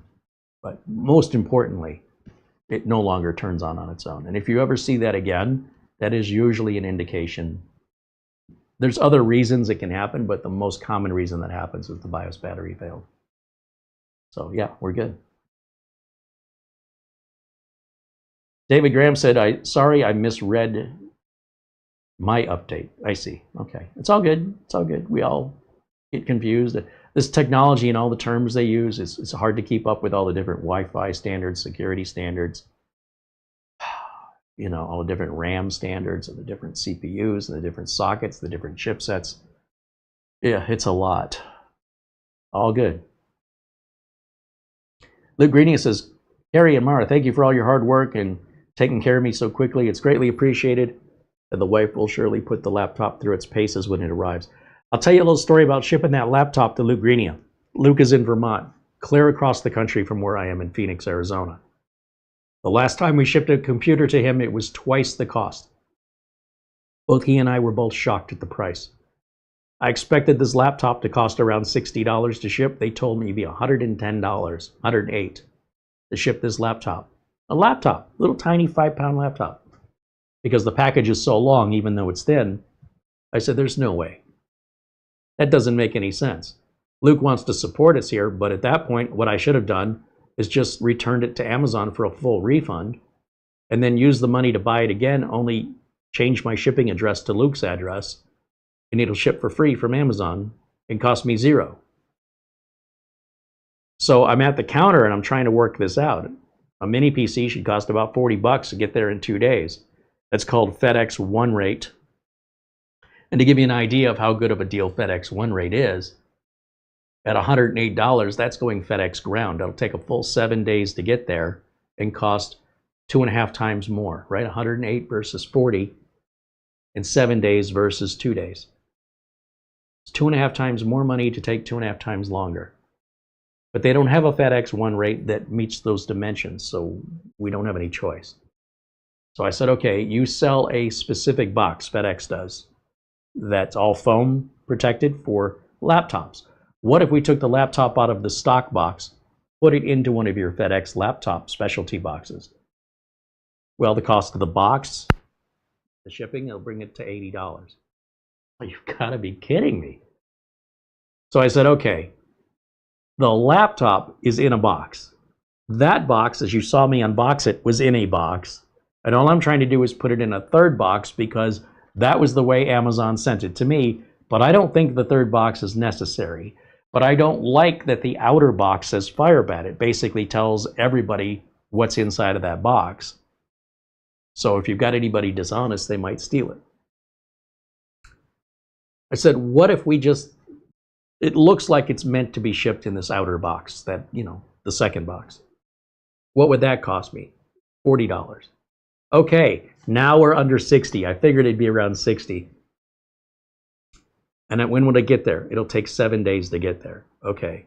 So my only concern and my only anxiety is if, because the box is so lightweight, that FedEx doesn't throw it around or drop something heavy on it and crack the screen or physically damage the laptop. And I have to assume the manufacturer has designed their box specifically for that purpose, to withstand that kind of harsh handling. I am nervous. So Luke, when you get this thing, please let me know as soon as possible after you receive it that it arrives okay. The bottom line is, if it's broken, there's no returning it back to me. I will be forced to basically buy you a brand new laptop on Amazon, and this will be a big financial loss for me. Unfortunately, I didn't have much choice in this. once I was there and once we agreed to the deal, you know, I'm going to see it through, and it's probably going to be fine. But I'm nervous about it. But you know, I'll take care of you either way. And if I have to buy you a second laptop directly from Amazon and ship it to you, then I will. And we just won't do that ever again. It doesn't make any sense. But I think it'll be just fine. But you'll find out. I think you'll get it Thursday. I shipped it yesterday. Said it's going to take a week. So by Thursday, you should have it.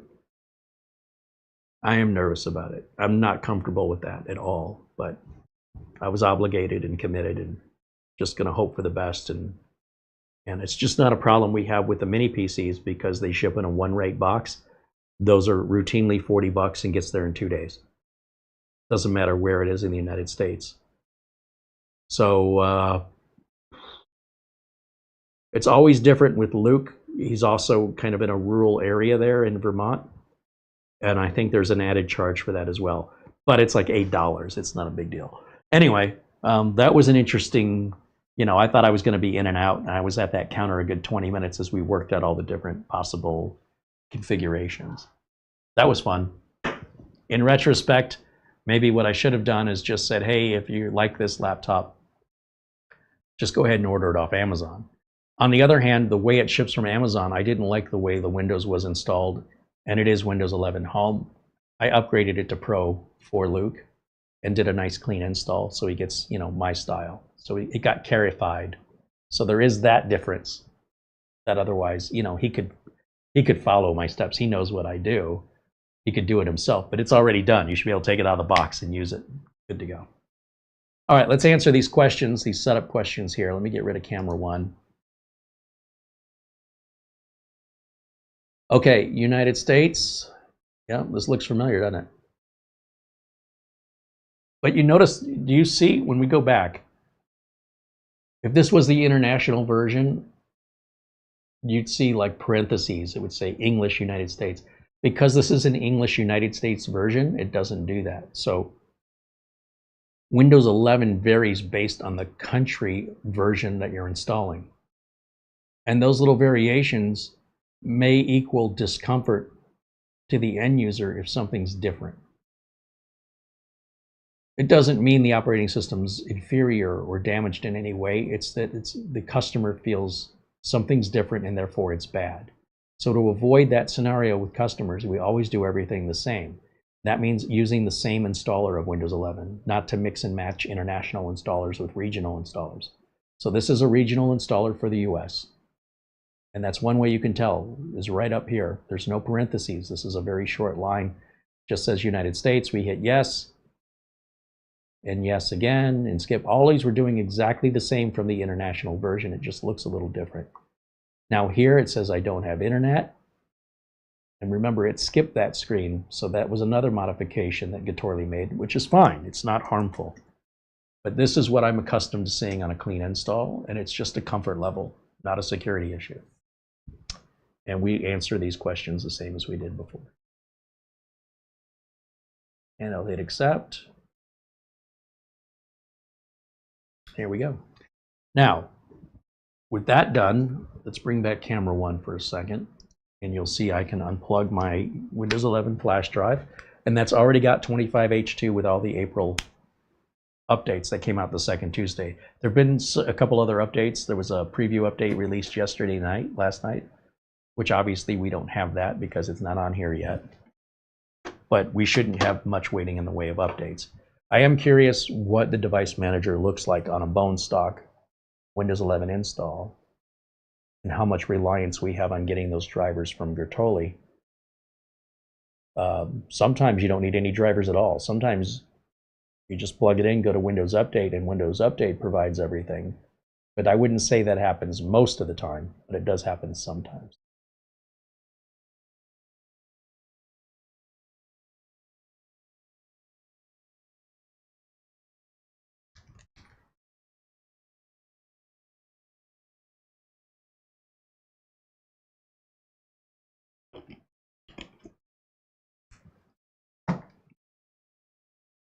Boss says he avoids FedEx like the plague.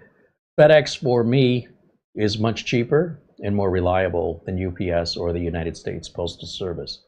USPS has gotten really bad. Their hours, they close around 4 o'clock at the post offices near us. I'm still broadcasting at 4 o'clock. I can't get there on time. They often have a long line. And it's just, when I go to FedEx, I can hand them a box, like a mini PC, and I can say, I want you to put this into your box, and I want you to throw a little paper material they call RAM pack in there so the box doesn't slide around inside of the other one. You do it. You print the label. I'm not going to handwrite it. No one can read my handwriting. So I print out a piece of paper with where it's going. Here's the shipping address. Here's the return address. And I hand it to the cashier. They transfer that into the computer. They hit a button. It prints out a sticky label. They stick it on the box. They do it, not me. They take my box. They put it in the other box. They put the RAM pack in. They close and seal the box, stick the label on it, and they give me my receipt. So I'm paying extra for the box. I'm paying extra for the packing.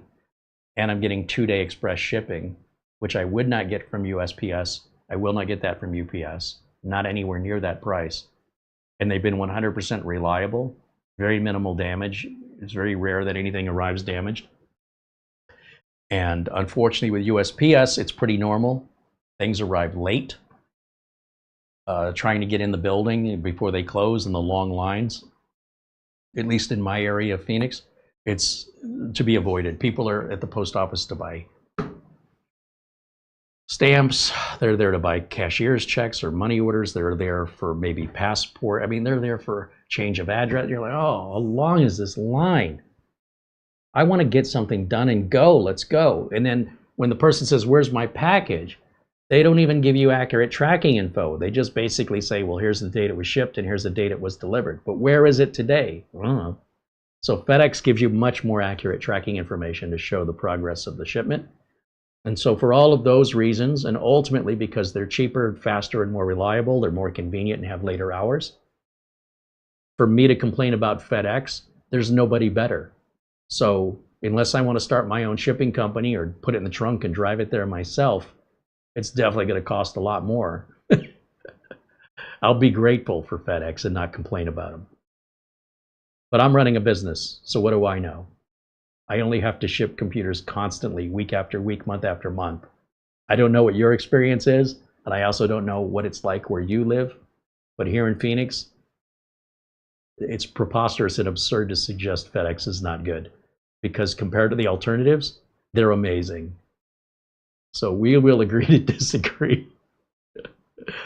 All right, you can see we're up at the desktop, and it looks like we've got a video driver already installed because it looks like it's in 4K. Let me go full screen over here and see what our device manager looks like. Let's right-click on the Start button. And how many device drivers are missing? 4. So basically the AMD Adrenalin and chipset driver, and then probably this is Wi-Fi if I had to guess, because it did ask us to connect. So it must have had a driver to do that. And then whatever this unknown and this decryption controller is. So the first thing I want to do is see if I can change resolution to 1080. So display settings.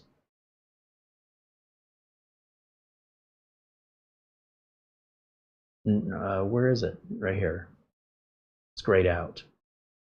So that means the driver's not, we're looking at a generic driver. So I can't change it until the driver gets put in. So let me grab my network cable. Now likely it's possible that everything we need will be provided from Windows Update. And apart from the AMD Adrenalin driver, which I would want the latest version of, we may not need any drivers from Getorli on this model. Or will we? Let's find out. You can see the bottom right, well, you can't see because the camera's in the way. On the bottom right corner, you'll see that little monitor right there that just a minute ago was a globe, right? If I unplug this cable, the Ethernet cable, it shows a globe. When I plug the cable in, if there wasn't a driver already installed, that would not change. But the fact that it's changed and it's synchronizing suggests that, in fact, the driver's loaded. And it shouldn't matter which one of the ports you use, they're both use the same driver. So either way, you're good to go. With that, let's go to Windows Update and see, like I said, with this being a fully updated installer, there shouldn't be much waiting for us other than drivers and antivirus updates, obviously. So let's try it and see what happens. Start, Settings, and Windows Update. Also, going to Windows Update will cause it to activate the product key, and it won't tell us, it just does it automatically in the background. While we're waiting, I'm going to turn this feature on, and I'm going to go down to Advanced Options, turn on this one, turn on this one. These are my personal choices. Look, there's 4 missing updates, 3 of which are drivers. That could take care of 3 of those 4 right there. It could take care of all 4. Let's find out. Also, let me change my power settings. I don't want this thing going to sleep on me while we're live. We'll edit the power plan. Yeah, that would be bad for the screen to go off after 5 minutes. Change that to 3 hours. Change with the power buttons. I want the power button to shut this unit off. And there is no sleep button, so do nothing. There we go. And we did all that while it was downloading and installing all these updates. And even though our LAN controller already has a driver, it's still going to install this driver because it's apparently newer than the one we've got. It's an upgraded version, so just let it. Let me come back over to camera 1 back in the corner, and we'll keep an eye on that. We'll reboot and we'll check the device manager and see if anything's missing. I will still want to put the AMD Adrenalin, which also includes the latest AMD chipset, regardless if Windows gives it to it or not. Gives it to us or not. You know what I meant. Because we want to make sure we get it direct from AMD and we have the latest version. Sometimes the drivers we're getting automatically for Windows Update are older. And as you can see, sometimes the drivers, if they're included on the Windows installer, are older than what's on Windows Update. And sometimes what's on Windows Update is older than what's on the manufacturer's page. Depends on how new the computer is. If the computer's already a couple years old, the manufacturer's page may be out of date. They may not update the drivers. They might just say, these are the stock drivers and we're not going to spend any money to constantly maintain those. That's on you. Once you take ownership of your machine, that's on you to update those, not on us. We provided you a working machine. That's where our support, stops.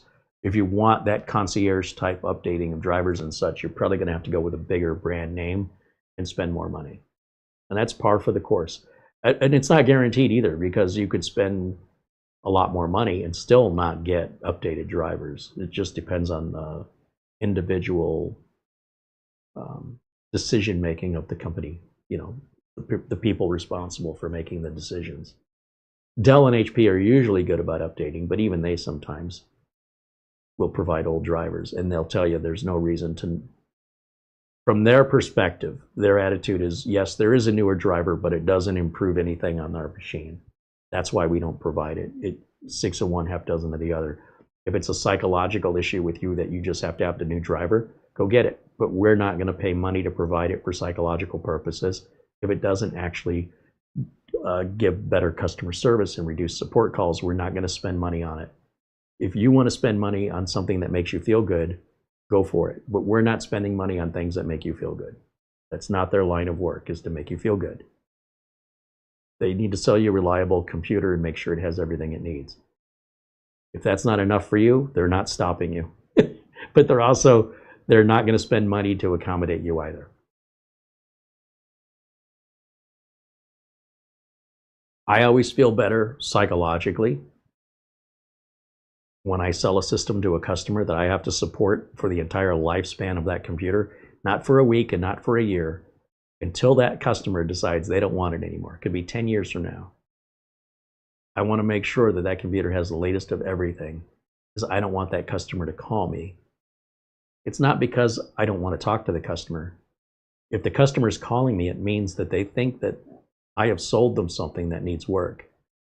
And that potentially shatters my confidence, or the customer's confidence in me as a tech, that they are inconvenienced by having to call me. I also don't like doing work for free. And in most cases, those are warranty calls that cost me money. Somebody's paying for my phone, somebody's paying for my time, and it ain't the customer. That was included in the purchase. If I did not include it in the purchase, they will probably never be a customer again. So if I want that customer to ever buy from me or refer me to somebody else, I better take care of them at my expense, and we'll chalk it up as the cost of advertising. You see, when you're at home and you're just buying stuff for yourself, none of this probably even enters your imagination of consideration because it doesn't apply to you. And that's why I feel it's so important for me to make these videos. Because if you base your decisions the same way I base mine, it should always work out for you, always in your favor. But if I based my decisions based on people at home base theirs, I'll probably be out of business. So it only works one way universally. The other way, it only works for a certain segment. So it's something for you to consider to determine if that's something you wish to adopt or just keep doing the way you're doing. But in the meantime, with the majority of content here on YouTube that's tech related coming from home users, it's not coming, not in abundance, from actual people in the industry. You're not getting all the information. They're omitting how the other half of this information exists and the policies and procedures that keep the world going around with employment and services and goods that you can buy, without which you wouldn't be on the computer you're on, there wouldn't be a YouTube, there wouldn't be a channel. I don't know how you think that electricity gets delivered to your house, but there's computers and IT staff and policies and procedures, reliability and replacements and spares and backups that affect whether or not people have a job and whether or not you get electricity or groceries at the grocery store. And all those policies and procedures those companies have to follow if they don't want to go out of business or have their customers take their business somewhere else. That's why it's good for all home users to adopt that same mentality, even if the only person they're answering to is themselves. It just leads to a lot more predictable end result and less panic and reactive nature of, oh no, you know, something's going to happen at the worst possible time. It always does. And to have a plan for that, or to be able to know that that's less likely because you did all your research in the same way that a company would, you'd be less likely to even experience that to begin with. So just something for you to consider. And it was something I learned the hard way, because I thought businesses were making way too much out of this than they needed to. But after about a year or two in the industry, and I started seeing what the employees do and what the customers do, oh, it all makes sense. When you can't control what other employees do and you cannot control what your customers do, then you have to figure out a way that it's not going to cost you money every time your employee or your customer causes some disruption to your business, that it doesn't put your business out of business. You've got to protect the business. You've got to protect your customers from each other. Your customers can put you out of business, and all your other customers who might be running a business based on yours, then their businesses go out of business because you went out of business. They'll follow you right into it. So there's a huge responsibility there, not only for your own livelihood, but for the livelihood of others that depend on you. That includes your customers. And some of those customers may inadvertently cause harm, or they might do it with intention. One way or the other, you got to deal with it, because if you don't, you won't have a business. So stuff like that just isn't thought of by the home user. Just not even a concept to even consider. But I think it's worth considering, because if you adopt those processes, then you'll be as solid as a business when it comes to things going wrong, or the likelihood of it. So it looks like we got one other install happening. It looks like it's that big preview update that came out last night. And then we'll reboot and we'll check our device manager again. And then regardless of that, we'll do the Adrenaline software next, which should include the AMD chipset driver. And maybe we don't need anything from Getorli on this particular model. We'll find out here in a minute. Also, when we reboot, I will check our activation status, because it should have auto-activated us during this process as well. It just doesn't tell you.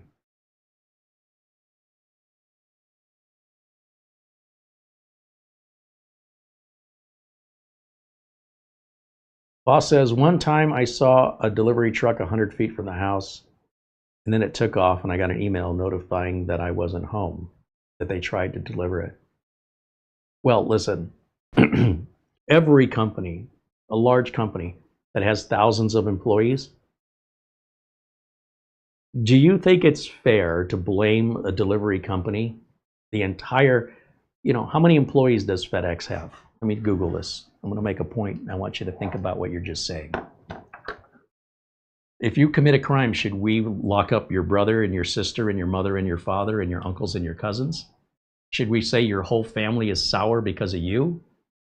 Because that's what you're doing. You're saying this one bad employee is making 25,000 other employees incompetent. And I think that's preposterous to say something, if that's what you're implying.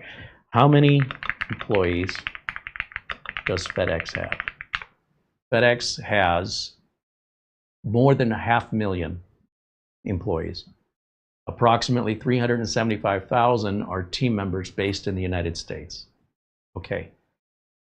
If half of 1% of that 375,000 are lazy, maybe they're new hires and they haven't been caught yet, they generally won't stay with the company long if they don't get on board quick with the policies and procedures. So you got a bad driver. That's not the company's fault. That's the company. FedEx is not okay with that, by the way. They are absolutely not okay with that. So not only do you not like it, FedEx doesn't like it either. So this one employee is screwing you and the company that's hired them. If there's anybody to be angry at, it's the driver. So half of 1%, 0.5% of, well, let's just do it in my head. 1% of 375,000 is what, 37,000? And then half of that would be 16, 17, 18,000, say 18,000. So half of 1% would be, am I doing that math right? Let me double check my math. 0.5% of 375,000. 1,800. So 1,875 employees are potentially bad employees or new hires, or, they're not going to be an employee that's been there a long time, because you can't stay that long before that's all going to come back to you and you will be let go. So whatever driver did that to you probably isn't a driver anymore by now. Or they've straightened out and they're flying right now because they got corrected. And we're told if it happens again, you're going to be looking for another job. So I would not blame an entire company for the actions of one employee. I've gone to Burger King or McDonald's and got terrible service. That's not Burger King or McDonald's fault. It could be the franchise owner. Maybe that franchise owner, owns several stores in the area and they're all bad. If that's the case, then I don't go to those stores in my area. But if I see them outside of the area, it's like dealing with a whole nother company if it's a different franchise owner. It shouldn't be that way. And usually those franchise owners do lose those companies. If the franchise owner is just not spending money to keep the restaurant up to date or hiring good people, you'll stop eating there. And then the corporation wants to know why the store's performing poorly, because they still have to answer to the corporation even though they're a franchise owner. The franchise owner is going to be losing money until they eventually run out or correct what's wrong. So then it'll often be sold to another franchise owner before that happens, or they just close up and go out of business. So these are temporary problems. They're not sustainable. Companies cannot get away with that for very long because the bills keep coming in and they won't stop. But if your revenue gets slowed down or caught up in bad employees and bad service, bad food, they won't be able to pay the bills. So you got to fall back on a nest egg. Well, depending on the size of that nest egg, they may only have a month to correct it. They might have 6 months. They might have a year. One thing's for sure, if they don't correct it, they're going to be penniless the longer it takes. And when I say they, I'm referring to the franchise owners. The quote-unquote rich people will go broke if they don't cut off a limb to save the rest of the body, which usually means selling it off to another owner or just closing it down before they've bled out entirely of all their cash. Or fix the problem.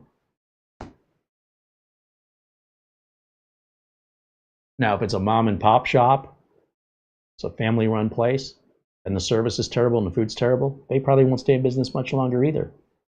And you can absolutely blame them but not a big corporation. I wouldn't. So we're doing our first reboot, and let me go back over to the chat.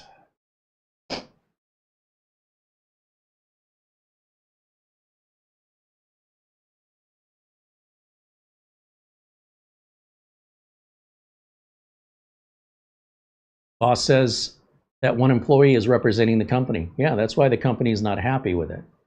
He said, I'm just stating my experience with FedEx on a regular basis. I think you have a bias that it is not a regular basis, or that you think 2 packages in 3 years is regular.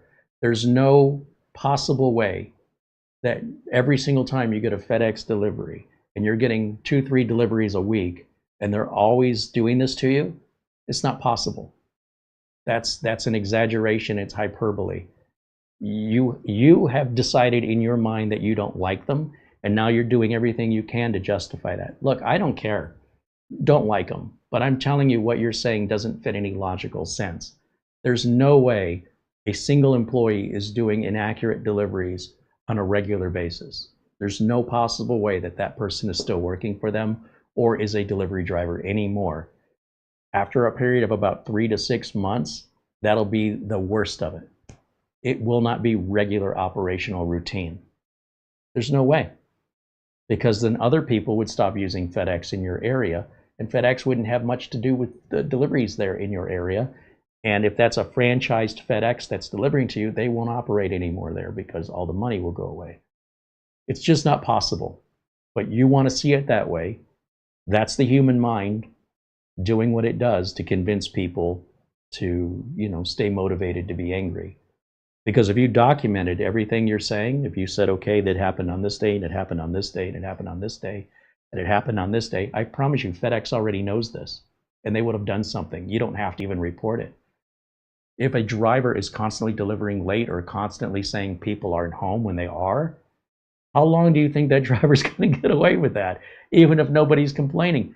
FedEx is going to see that this driver's deliveries aren't the same as other drivers. Why does he get more people who aren't home than everybody else constantly? They know there's a problem, and they're motivated to keep the money coming in. So, but again, your reasoning is your reasoning, and I'm not here to tell you you're wrong, but you do seem to have some emotional connection to it. I'm just trying to run a business. Okay, with the desktop back up, let me go back to full screen over here and take a look at our device manager. Now, I think have a video driver. Let's see if we can get it to 1920 by 1080, or is it shaded out? No, not shaded out anymore. So 1920 by 1080, we're going to keep those changes. And now we're going to right click on the start button, and we're going to go to the device manager right here. Okay, we have one unknown device. What is it? I don't know. It's unknown. Don't care. Not yet anyway. Let's download the AMD Adrenalin driver, because regardless we were going to do this, no matter how the device manager looked, we're still going to do this.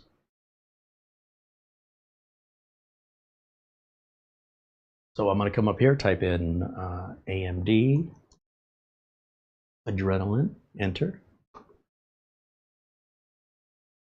And then we'll click that link, click download. So, I got to accept the cookies, or it won't let me move forward. Okay, now download software. And then we want the Windows drivers right here. And that should be the Adrenalin with the chipset drivers. We'll find out here in a second, because it'll tell us when it installs what it will be installing. So I'll click yes on that, close all these background windows so we can have no clutter and see what's going on. So here it's looking at our computer to determine which AMD products we have and whether or not this software works with those products. So here it says, yeah, we see you have an AMD graphics, which requires this driver. Different graphics would be a different driver, but still potentially supported through Adrenalin. Also, there's chipset drivers, and it wants to install both of these. If you want to help AMD improve the experience, it will anonymously send any issues to them. You can choose to enable that or not. Other than that, accept and install and let her rip, and then reboot and check the device manager and see if anything else is still missing. Now, if something else is missing, what we can do is go to Getorli's website, download that driver package, which we did over on the streaming computer, but we'll do it here on the Mini so we have the files locally. And then we can look at each one and try and figure out, I mean, we could do the whole batch, but then we won't know which one it is. And I want to know, if this doesn't solve it, then what the heck is it? And by doing one at a time, I'll be able to then definitively say, that is the one driver you need to get from Getorli, if in fact one driver is needed. And all the other ones can be ignored because we're getting them automatically. It would be nice to see the Mini manufacturers acknowledge this, but I've never seen a Mini manufacturer yet do this. To say, oh, by the way, if you do a fresh install of Windows 11 and go to Windows Update, then this is the only driver you need.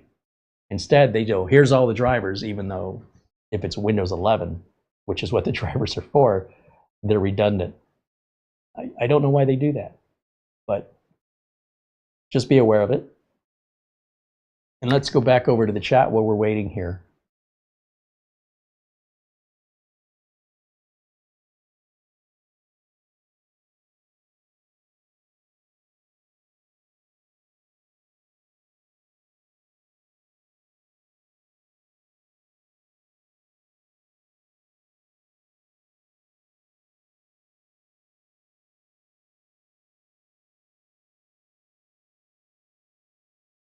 John Williams says, been a long week. I'm going to take a nap. Right on, John. I'll have a nice nap. All good. Thanks for hanging out with us. Roger Nyrid says hello. There's Brian Weber joining us. Welcome in, Brian.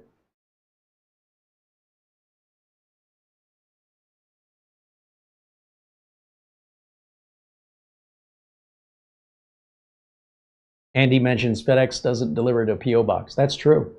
That's true. Yeah, I've had to cancel some eBay listings because the people that bought wanted me to send to a P.O. box, and FedEx won't do it. There are situations where FedEx might make an exception, but it's not in their policy. So basically, if you want to roll the dice and hope the package doesn't get returned without a refund back to the sender, I just don't ship to P.O. boxes. I won't do it. Then you want to use USPS or UPS. But I'm dealing with secure deliveries, and P.O. boxes, it's too sketchy. And FedEx has a reason for that, and it involves customer satisfaction. If you forced FedEx to deliver to a P.O. box and you weren't getting your packages, FedEx would say, this is why we don't deliver, and you'd still be mad. So if you're going to be mad either way, let's at least be mad at what they won't do. You have to think about the reasons why. Companies don't just wake up one day and go, won't it be fun to mess with our customers and restrict delivery? They're trying to guarantee customer satisfaction. And if you force the company to do something shady and it affects your customer satisfaction, you're going to blame them for listening to you. So they don't listen to you. They go, no, we're not doing it your way. We're doing it our way. If you don't like it, go somewhere else, because we don't want you to be upset with us. So instead, you're upset with them because they won't do it your way.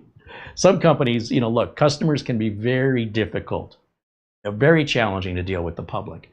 Some of the public are very reasonable, tolerant, and understanding and considerate, and others only care about themselves, and they don't care what your problems are. They go, that's a FedEx problem. That's not my problem. I'm your customer. Kiss my butt. And FedEx goes, we got lots of other butts here, so you can take yours somewhere else. People go, how dare you talk to me like that? And FedEx is like, bye. I hate FedEx. Well, FedEx isn't a fan of you either. So welcome to the world. Just like people, some people just don't get along with other people. May not be anybody to blame. They might just both be to blame. Maybe one person being unreasonable and demanding that has no authority. That's usually what it is. And when people get called out on being bullies, they don't like it and they retaliate. And, if you're going to open a business and deal with the public, you better get used to it.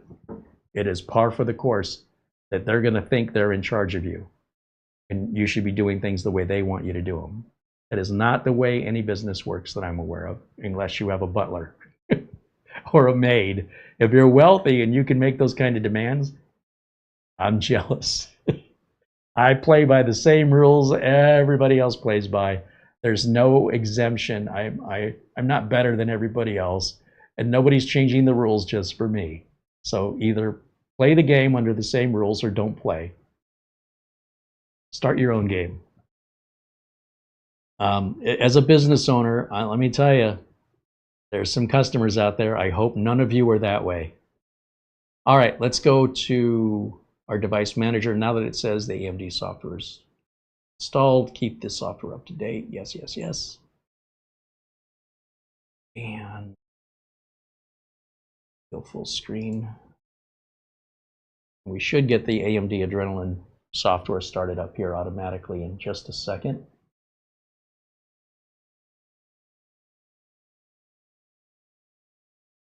I don't know why it's taking so long. Is it down? Oh, there it is. Finally came up.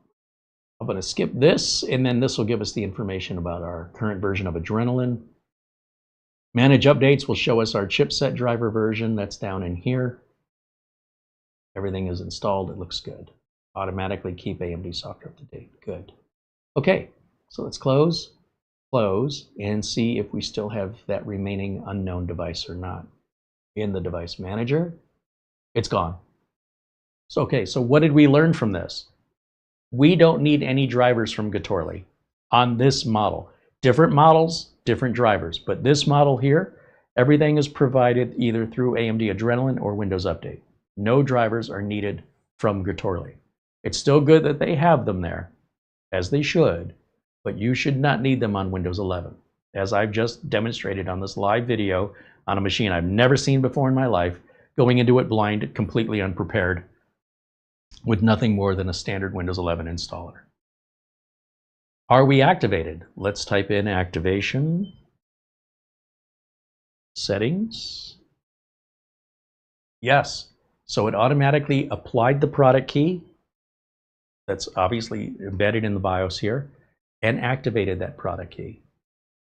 We're golden. So now what remains to be known is what's that NVMe drive in there and how fast is it? And how well will it survive Cinebench? Let's run those tests real quick because we're just at 2 hours right now, but we're so close to the finish line. Let me grab my flash drive, my utilities flash drive. We'll plug that in and we'll copy over those standard utilities you always see me run. So we're going to come over to the folder. We want Uncle Kerry's Windows 11 Optimizer on there. We sell that for 20 bucks on the website. Links in the video notes. We want to put VLC on this because that's what I do for all of my customers. We do not like the media player from Microsoft. To each their own. I'm just showing you what I do. You do whatever you want. I don't like people defending what they do. You do whatever you want. You don't need to defend it. I'm showing you what I do, and I don't want to defend what I do either. Okay? Let's do the hardware info, and let's do Crystal Disk info to get a little information on that NVMe, along with the benchmark of Crystal Disk Portable to see how well it performs.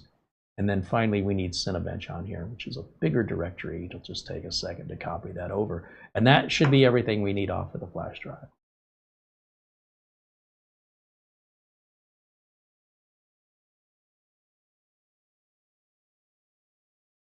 Okay, so that's just about done. We can unplug the flash drive and put it away. We're done with it. And let's see, let's do Crystal Disk info first. What do we got?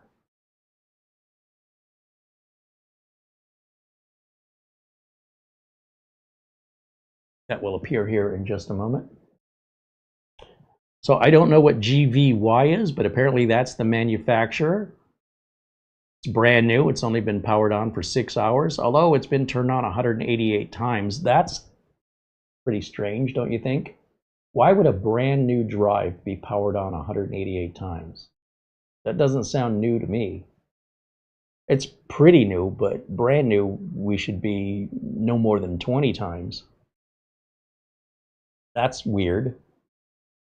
It's suspect, but it's not harmful.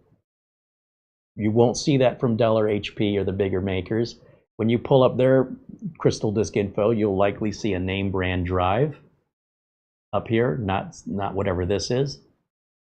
The drive itself is Gen 3x4, working in Gen 3x4, but it doesn't tell us what the motherboard supports.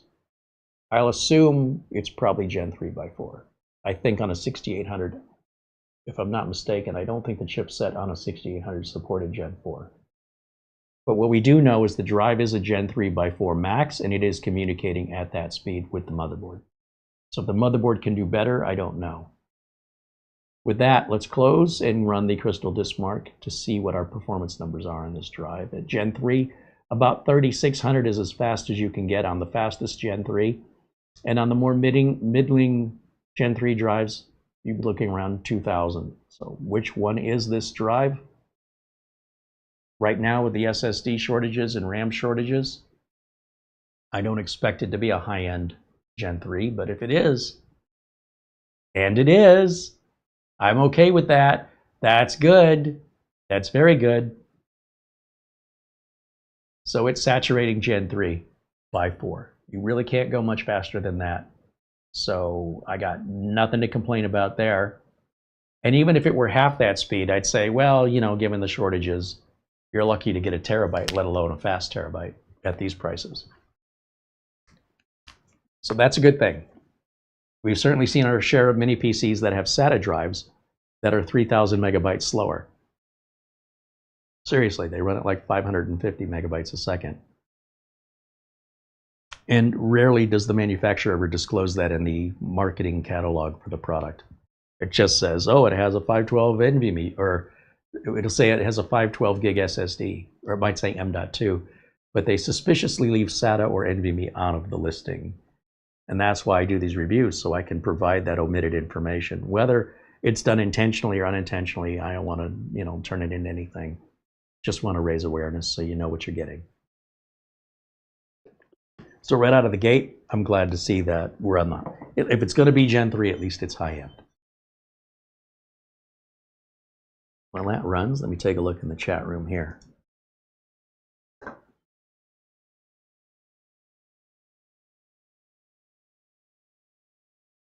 Andy says, I've got a Firebat A6 that uses a Ryzen 6800H. He says it does support Gen 4.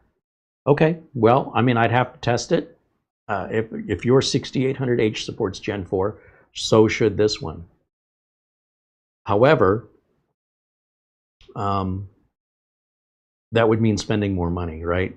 The drive that it's coming with at this price, what we're demonstrating today, is Gen 3 by 4, and it's a high-end, well, at least on the reads, it's high-end. On the writes, it's kind of, it's at 2500 on the writes, which is, if you were on a true high-end Gen 3, it'll do the reads and writes over 3000. And then you have varying levels of performance on reads and writes depending on price in the range of Gen 3. Gen 3 can run anywhere from 1800 megabytes per second if it's Gen 3 by 2, upwards to 3600 megabytes a second by Gen 3 by 4, assuming you've got controllers and NAND chips that can hold up that speed. They're more expensive, so Gen 3 drives of similar capacity may be different prices depending on their read and write capabilities. Up to, but not to exceed the limit of 3600, because the technology can't do it any faster. Then you have to go to Gen 4. And Gen 4 has a range very similar, as does then Gen 5.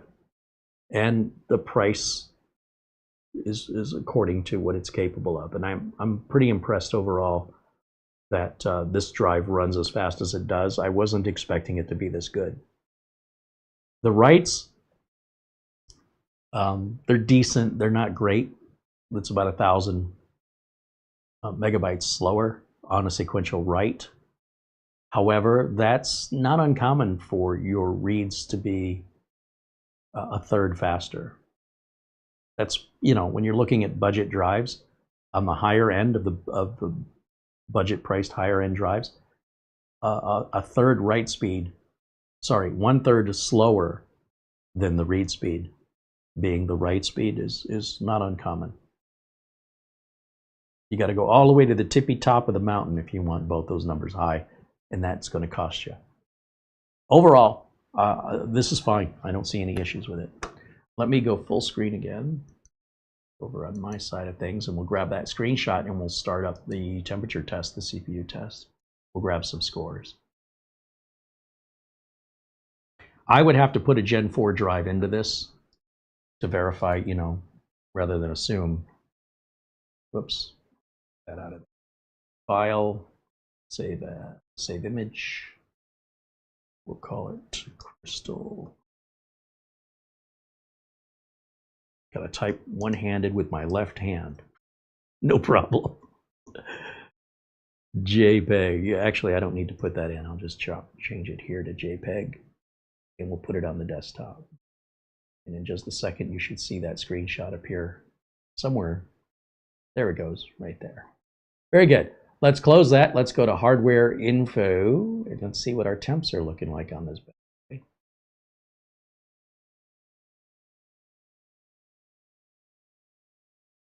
Sensors only. Start. Close. Let's move this over to the right.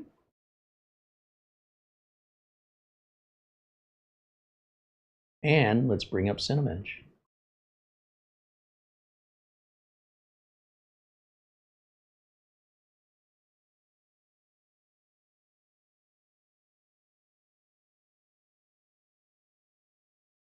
So right now, while Cinebench is loading, let me bring up our core temperatures, hit the little arrow, and we can see where our temps are sitting right now in the upper 30s and low 40 degrees Celsius, which is exactly where they should be.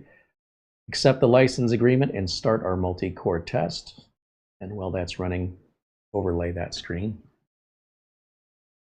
And let me scroll down a little bit more, just because there might be some information that you guys want to see. I'm not interested, but you guys might want to see some of this stuff down here. But where I'm focused is core 0 through core 7. These are the minimum these are the current temperatures right now. And you'll see this test is making that chip hot right away. I don't really hear the fans on this at all. It's very, very quiet. This is our minimum temperature since we started the software that it's recorded. This is the maximum temperature, and I'm keeping an eye on this row right here that holds our peak temperatures on each core. The minute it gets a new high score, it just holds the high score indefinitely until it's replaced with a different high score. So whatever our maximum high score is, that's as hot as it's going to get. And then this is an average, which doesn't really do me any good. So that's what I'm paying attention to, in case you're wondering. And then I probably have the camera in the way again. Oh, I've left the camera off. Hey, I'm getting smarter. Let me move the camera. We turn it back on and move it to the other side.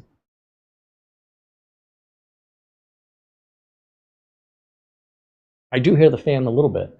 And remember, there's two fans. There's the one on the bottom where the NVMe drive is. And then there's one on top that we can't see because it's on the other side of the circuit board. And the air, there's not much coming out of the side vents. All the hot air is being ejected out of the back. Pretty common. And it feels like a little hair dryer, very tiny hair dryer. I could feel a little bit of air. I don't know that it would move a piece of paper. That's explaining just, you know, how aggressive those fans are. The more aggressive they are, the louder they get. So if my hair is being blown back because of the exhaust air, it's probably going to be a loud fan. So that's a good sign. I can feel the air all the way with my hand going back about 8 inches from the back of the case. So when you do put this somewhere, you want it somewhere where it can breathe. It needs to be able to get air in off the sides. And then these gaps, I'm sure, bring in air as well. I'm sure they're not just there for looks. And if you enclose this like in a cabinet or something like that, it won't be able to breathe. It's just going to suck hot air in.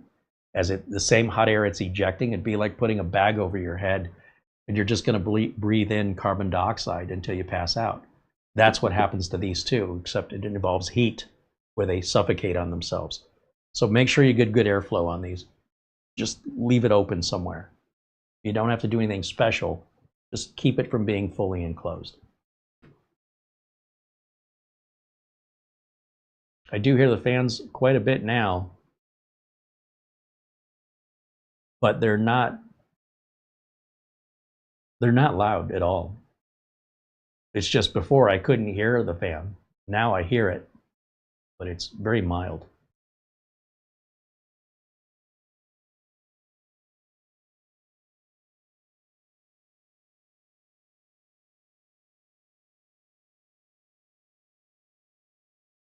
All right, let me look in the chat here.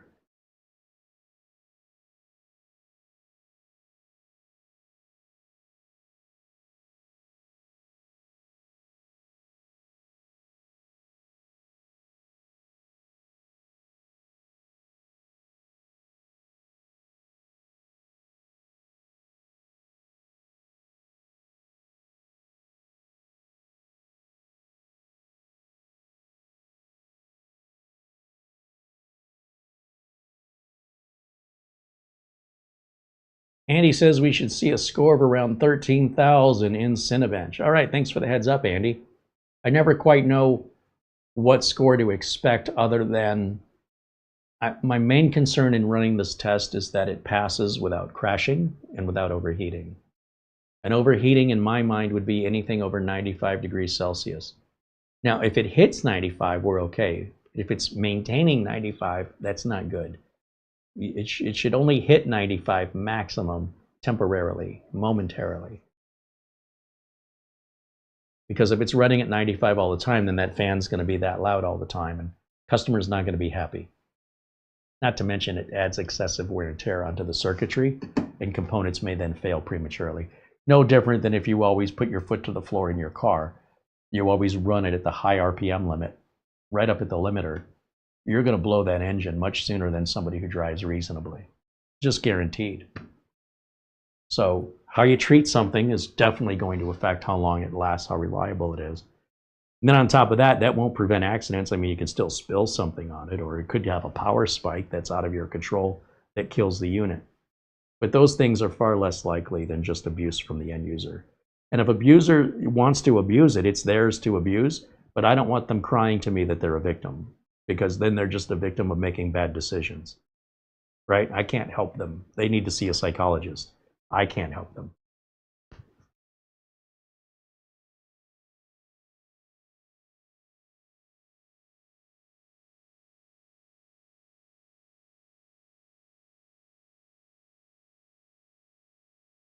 So this warm-up that it's doing right now prior to running the benchmark is intended to get the machine hot, and then it runs the benchmark. So this isn't to replicate consumer work. This is to put the computer under an extreme endurance test to verify that it can survive. That means that if it can survive this, anything an actual customer does to it shouldn't even compare to what this is doing. This is so extreme and extraordinarily unrealistic that if it can do this, it can do whatever the customer wants. Now, there's always going to be that one customer, you know. But for that one customer, we'll talk about the fact that they should have bought something higher end. If you have to constantly push this thing to where it's baking itself, then you underbought. You made a bad purchasing decision that's not right for you. That's not the fault of the machine. That's the fault of the end user making a poor choice. But oftentimes, the end user doesn't have that knowledge and they just think they bought a bad computer. No, you bought exactly the same as everybody else bought that computer at, but you're asking it to do more than everybody else is asking. You're the problem. Once we fix you, we fix the computer problem. Again, that's more of a psychological issue or a tutoring issue. It is not a technical issue. That's a human being issue. The good news is most customers are not that way. The bad news is there's always those customers out there, and they will look to point the finger at somebody other than themselves and be insulted when you suggest that they've made a bad purchasing decision. And that's why, as a business owner, you're much better off saying, let me give you your money back, please go buy somewhere else. I don't want to deal with you anymore. You're not paying me enough money to babysit you and tutor you. Please take your business somewhere else. Instead, what they'll try and do is threaten to take their business somewhere else. And it never even occurs to them that's what the business owner wants them to do. They think, I'm going to punish you because I don't like the way that this is working and I don't like the way you're talking to me. So I'm going to give my money to somebody else. What that never occurs to them is the business owner is basically saying, yes, please do that right now. Don't hesitate. Let's get you your refund and get you out of here because we don't want your business. If our customers acted the way that that customer is acting, we would shut the business down. And these customers, they exist, and they don't seem to understand that their business is not that important. Unless they're buying hundreds of computers and spending tens of thousands or hundreds of thousands of dollars, you're just another face in the crowd. You're not special. You're not doing anybody any favors. If you feel like they've got a good deal, that's why you're buying it for you. You're not buying it to help them. That's preposterous. But that's the way some customers think. And when you're in business, you deal with the public. Oh, man. Whether they're trying to scam you or they're just entitled, I don't know. Maybe they weren't raised well. I don't know. but they're your problem now. Congratulations. The question is it worth solving that problem, or just send it off to somebody else? Go away. Take you and your problem and go away. And most businesses, when it comes to individual consumers, just want you to go away. Because there's 1,000 customers behind you waiting for their turn in line that won't create all the problems you're causing. So there's no incentive for them to put up with you, because it's not normal. They don't put up with it with anybody else. So somebody has to be a very big spender to tolerate that kind of disrespect and insolence. And I tell you this as a favor, both if you're thinking of starting a business, be ready for this. And if you're a customer of any business, think about the business dealing with you. Is what you're doing fair to them? We could all help each other out here, and the world would get along a lot easier if we didn't try to exercise authority and importance where we have none. And that'll make 90% of the problems go away. It's like, okay, we understand we need each other. I don't need you more than you need me. And you don't need me, the other way around. It's the idea behind that transaction is that I'm going to sell you something that you feel is a good deal and that I can make money on. It's not, let me find a way for you to screw me over, because you certainly wouldn't sign up for that. Why would they? If it's not mutually beneficial for both parties involved, then don't do business. Take your business somewhere else. You're already doing it anyway. When you see somebody you feel is overcharging for a product, you don't go there and try and talk them down, right? You just don't go there. That's your way of punishing them. And they're okay with it. Likewise, they're not knocking on your door, twisting your arm, convincing you should overpay for a product. They put their ads up. Everybody sees the same ad. You react to it violently. Everybody else scrolls past. Some people purchase. If the business is doing well or the business is suffering, who cares? It's not your business. All right, let's go to the second test. And let me take a look one more time, full screen, so I can read these numbers. Maximum temp achieved was only 83.8. That's really low end. I wonder if we could get a little more performance out of this by cranking that up a little bit. We'd have to look in the BIOS and see if there's any performance options in there. But overall, I got no complaints. Our score is at 12,581, a little shy of that 13,000. But we've got room here to add a little more speed if we wanted to. Let's do the single core test now. That'll run another 10 minutes. And while that runs, we'll overlay that window again and keep an eye on it. Yeah, the business side of things, they don't really teach this in school. Especially when I started my business. There were no computer repair businesses that I could copy from. It just wasn't a thing that existed. So I had to make everything up as I go. And on top of that, customers will come up with some bizarre nonsense, and without any proper training or experience in that, it's sort of like, okay, I never planned for this, never thought of this before, now what do I do? When I share these stories with you, it's not to complain about customers, it's to make you aware that, number one, be self-aware if you're being that customer, because it could be you're getting treated exactly the same way anybody else would treat you, and you're just not aware of it. Number two, if you're thinking of starting a business, let me tell you information that nobody gave me. So you will be prepared for it when I wasn't. This idea that every customer is valuable is nonsense. Some customers are more valuable than others. There are customers and there are good customers. You never want to lose a good customer.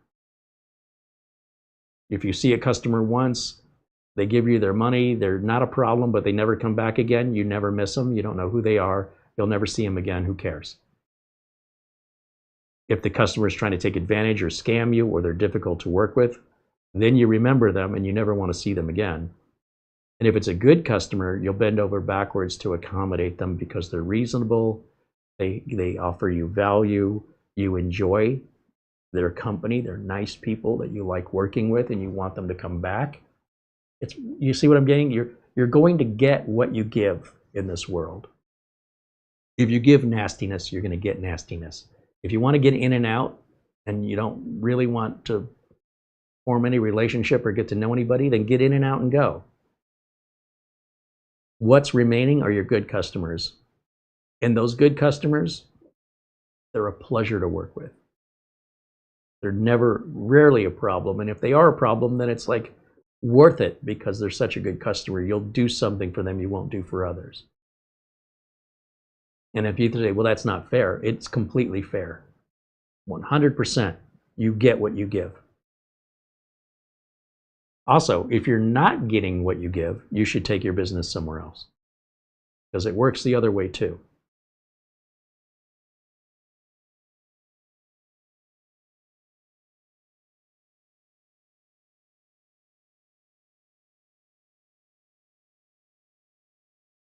Barry Klein joins us and says hello. Welcome into Barry.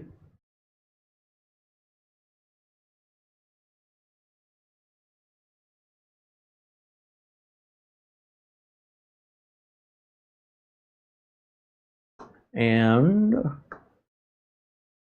what was I going to do after this? Oh, I'll look in the BIOS after this. As for whether or not this is Gen 4, I'm going to have to open it up and put a Gen 4 drive in it, I guess. I don't know what else I can do. And I'd have to test each slot to see if they're both Gen 4. But at least, you know, that's my job, right? To verify this information is accurate. And I probably won't do it during the live stream. I can do that afterwards and maybe write up a little Amazon review or something with all those details and screenshots for other potential buyers. I don't get paid to do that. I'm just looking out for... Listen, this is how insane this is. I'm going to do all this work for free to benefit people I will never meet who will use that information to make Getorli more money. And I won't see a penny because I think it's the right thing to do for society. And I'll take it very seriously. I'm not going to cut any corners or say, well, I don't owe anybody any explanations. If they're not buying from me, they're going to buy from Amazon. They're going to buy from a company I have nothing to do with. What do I care if I leave a review? What's in it for me? There's nothing in it for me. If it helps Getorli, great. If it helps rando people all over the internet that I've never meet, that'll never say thank you, but they will use it to make their purchasing decision with confidence, I'll never know. So why do I care how detailed my review is? There's no way to hold me accountable. I could completely lie. I could say this is the best computer I've ever used. There's no better deal on the face of the planet. Everything is beautiful. It's Gen 5 and has 100 million megs of RAM in it. There's nothing illegal about that. Why would I do that? It would be no benefit to me.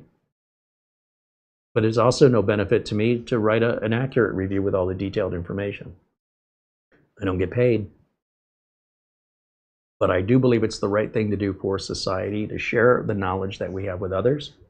I think it's the right thing to do for Getorli, since they sent us this unit, to provide information and to make them aware that I am providing this information because they did not. And if they choose to correct that, they may choose to, and if they choose to leave it alone, then my review still gets published for other potential buyers to understand exactly these little nuances of detail that perhaps aren't included. Things like the drivers that aren't needed. It'd be nice for Getorli to mention that. Maybe they'd never tested it. I don't know. No, it's the right thing to do.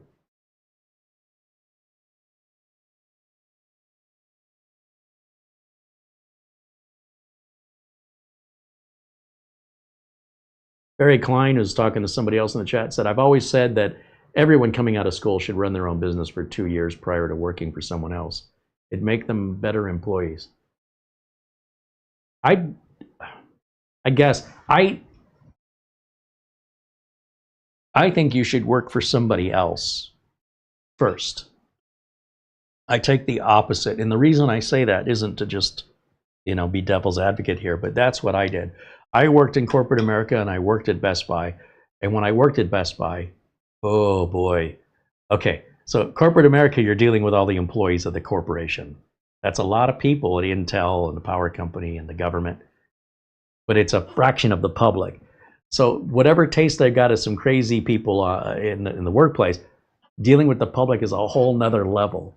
So after leaving corporate America and getting into, I guess Best Buy is still corporate America, but it's public facing. So I'm mostly dealing with people from the public more so than dealing with coworkers at Best Buy. Boy, oh boy, the level of experience that I got in just a year and a half or 2 years at Best Buy was probably equal to about 6 years of experience in corporate America because of how crazy it was with different personalities and different, you know, there was no policies or procedures to what an end user wants or will buy or wants fixed. It's everything you could imagine and more so. So to have that massive amount of variety hit you from all those different personalities, demands, and equipment is like years of corporate experience where everything is, it's always going to be these same models of computers, and these are always the same processes, and the employees have to follow the same rules. And if an employee is being difficult, you go to HR. When a customer is being difficult at Best Buy, find somebody else to help them, I guess, let them talk to a manager, walk away. Then with that experience, I started my own company. I actually started my company while I was working at Best Buy because I didn't have enough business to go full time with my own company. So I was doing it after hours on my days off and on weekends, let's say. I don't know if it was weekends. Whatever the weekend equivalent was to my work schedule at Best Buy. I got a couple days off a week. And I would spend those days with my business. And then eventually my business was bringing in a decent amount of money, but not enough to live off of. But for me to make enough money to live off of, I needed more time. And I had to give up either Best Buy or the business if I wanted either one of those to grow. And I decided I'll take a risk on myself, quit Best Buy, focused full-time on my business, very worried about how I was going to pay the bills at the end of the month, and it all worked out. Phew! I mean, I didn't get rich, but that was 35 years ago, and no. 35 years ago is when I started working professionally in the industry. I started my own business about 4 or 5 years later. So let's say 95, 96. So that means my business has been around for 30 years. Maybe 29 years. I'm not exactly sure. Somewhere between 95 and 97, I went full time on my job, and I just can't remember. I didn't think to write it down. Dear Diary, I don't even know when I quit Best Buy. I'm sure there's got to be a record of it somewhere, but that would be the indication of when I took a leap off the cliff and just said, here we go. I mean, I won't be flat broke, but I won't be able to pay the bills. Let's try it. And if you don't have that personality type, you will never be in business for yourself. There's got to be some risk taking involved and some ability to say, I might not sleep for the next 3 or 4 days if that's what it takes. I won't be able to clock out until I make this money and pay the bills. So I'm willing to put in 80 hours a week if I have to for myself rather than 40 hours a weekend for Best Buy. That benefits them. That doesn't benefit me. And that was the attitude I had, and that's how we're here today. Now, at the same time, I haven't franchised out and have a bunch of little shops, and you know, because I like doing the work. I don't want to manage people. I want to do the work. Mark Leibowitz said, yeah, he's with me. Before you start your own business, work for a company in your chosen industry. Learn from them. The experience might be painful, but you'll learn a lot that'll help your own business succeed. And Barry says, I found that most employees have no idea what you're dealing with, and as a business owner, many think you're making money hand over fist without knowing the back end. Yeah, that's true too. Mark says, I worked as a consultant for years for other consulting firms, and I learned all the possible things that really tick clients off. To the extent possible, I avoid doing those things in my own business. So he's getting on-the-job training at the company's expense, where he's screwing up or learning lessons that he can then apply those lessons to his own business so that his business won't suffer the way his employer suffered. This is true. This is what on-the-job training is, right? You're taking, the company's going to pay you less because you don't come with experience, but every time you make a mistake, it's going to cost that company to fix that mistake you made. And then you learn from those mistakes and think, I don't need this company. I could do this on my own. and the chance of you succeeding will be better. If you start your own business right out of college without any experience, your business is likely going to fail, leading to a job in corporate America. But if you start in corporate America and then decide to start your business is more likely to succeed. So I think the statement you're making, Barry, is you're implying that your business will fail. That's why you should have your own failed business first before you work for anybody else. Well, if your business was successful right out of college, you would never work for anybody else. So you see what I'm getting at there? Anyway, to each their own. You know, you do what you feel is right for you. That's how I did it.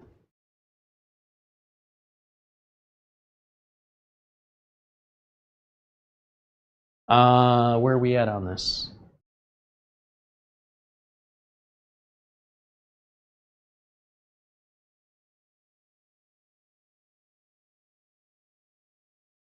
Oh, it's running the, I see, the clock's at 0. So that means the warm-up clock is expired and now the benchmark is running. Okay, we're almost done. And our temperatures so far have reached, whoops. A little bit hotter. We're at 84.3 max, well, 83.8 here. Yeah, I mean, there's still more headroom to get a little bit more out of this thing. But if you leave it alone, it's probably going to result in more longevity and quieter fans. And I'm sure that's why the engineers spec'd it out the way they did with regards to any fan curves or thermal junctions. For an end user to second guess a highly educated team of engineers, I think is profoundly absurd, but it's your equipment. If that's what you want to do to it, have fun. I don't condone it. I don't do that for customers. I won't go in there and crank up performance modes for customers because I don't want the support calls. Customer wants to do that, they can do it on their own, and then when they want to call me, I'll charge them to fix it. I'm not doing that under my managed services clients. That is not included, and I'm not doing that for free, and I'm not going to tolerate their being upset over fan noises or heat because they told me to do something that I advised them against. So I don't do it. If they don't like it, they can hire somebody else. I would rather have no customer than have an unhappy customer. So if that customer's happy going to somebody else, then we're both happy.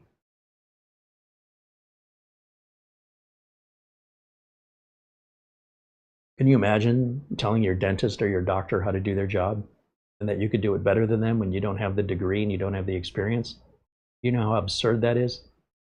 But people do it all the time.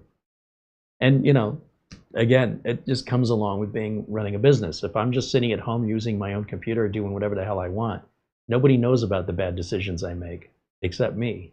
And I can tell myself anything I want. Stupid Microsoft.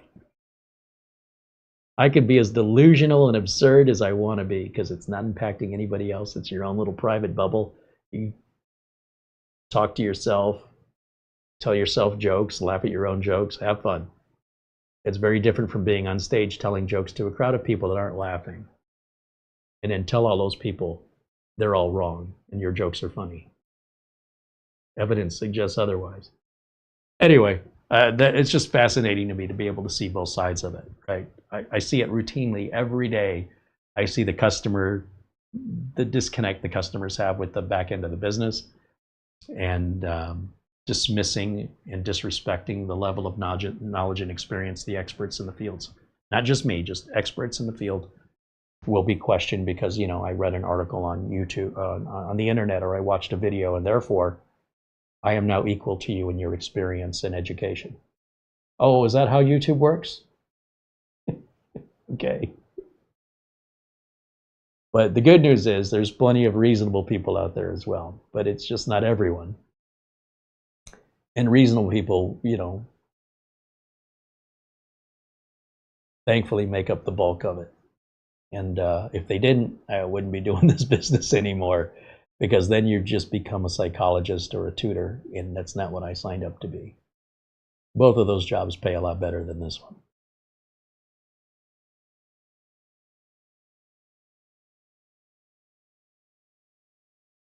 And he said, well, performance mode is also well thought out. It makes no difference except under heavy workloads. That's true. Just because you put it in performance mode does not mean it's going to run in, you know, the high end. But if you are pushing the machine hard enough that you think you need to turn performance mode on, then you're likely running it all the time. If you're using performance mode infrequently, and that's why you want to turn performance mode on, then it's not really making much difference other than psychological. So for the 3 minutes you run this piece of software, or even 30 minutes, you're going to get a little tiny boost of maybe 8% more power. That's all psychological. It doesn't benefit you in any real sense of the word. But if you're running it in performance mode because you need performance mode all the time, that tells me you underbought a computer that doesn't meet your needs, and you're pushing it harder on a regular basis.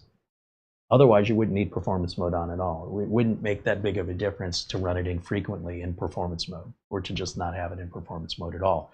And we don't know yet if this even has a performance mode. We got to go in the BIOS and look. So just something to consider. There's this weird logic of, wanting to have more of something you don't use. Give me more RAM. Why? I don't have enough. Why? Because there's room for more. Yeah, but how much are you using? What difference does it make? Well, if you're not using what you have, having more of it doesn't make any sense to spend the money and the time, only to invite problems as a consequence to doing work that didn't need to be done, spending money that didn't need to be spent for things that you're not even utilizing. Let's turn on performance mode. Why? So it'll go faster. All the time? No, just sometimes. Well, if it's just sometimes, it's not going to make a big difference either way. So why bother? Okay, well, it's all the time. Well, then you underbought. Okay, well, it's this mentality of trying to fix problems that don't exist that creates problems. And I'm trying to tell people this is an issue with the end user. You've got to stop thinking this way, because all you're doing is it's either costing you more money, costing you more time, costing you more anxiety, and resulting in zero actual productivity results.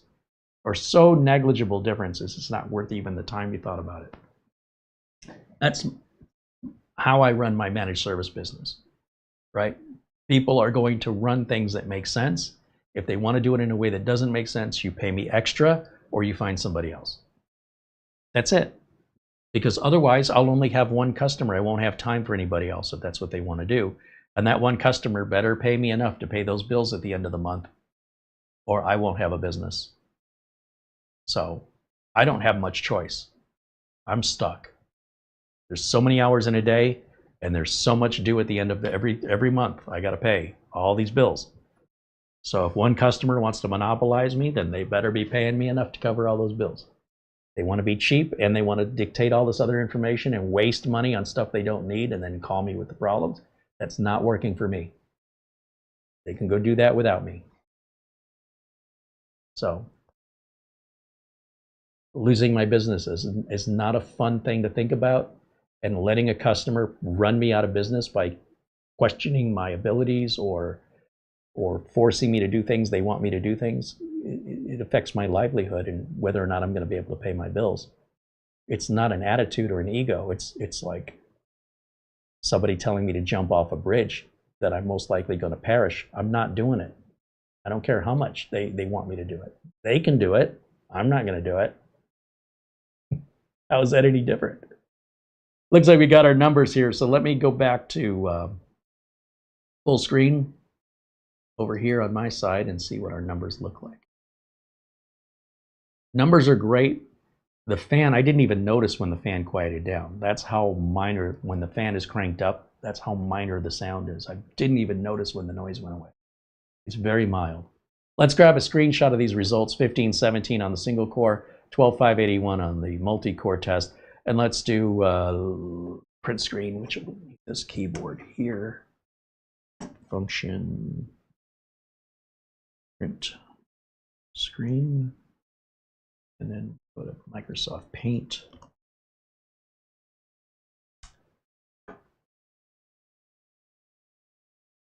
Got confused which mouse I was looking at. Paint, and then edit and paste. Perfect. We'll save these results on the desktop. JPEG on the desktop. And we'll call it Cinebench R23 results.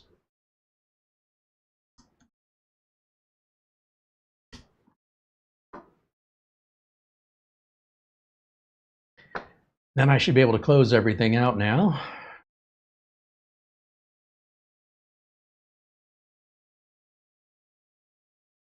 And there's our screenshot right there of the results. Beautiful. All right.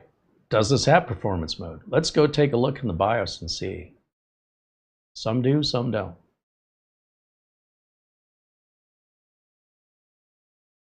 I'm going to try and hit the key at the right time here. So in just a second, start. Oh, see, I waited too long.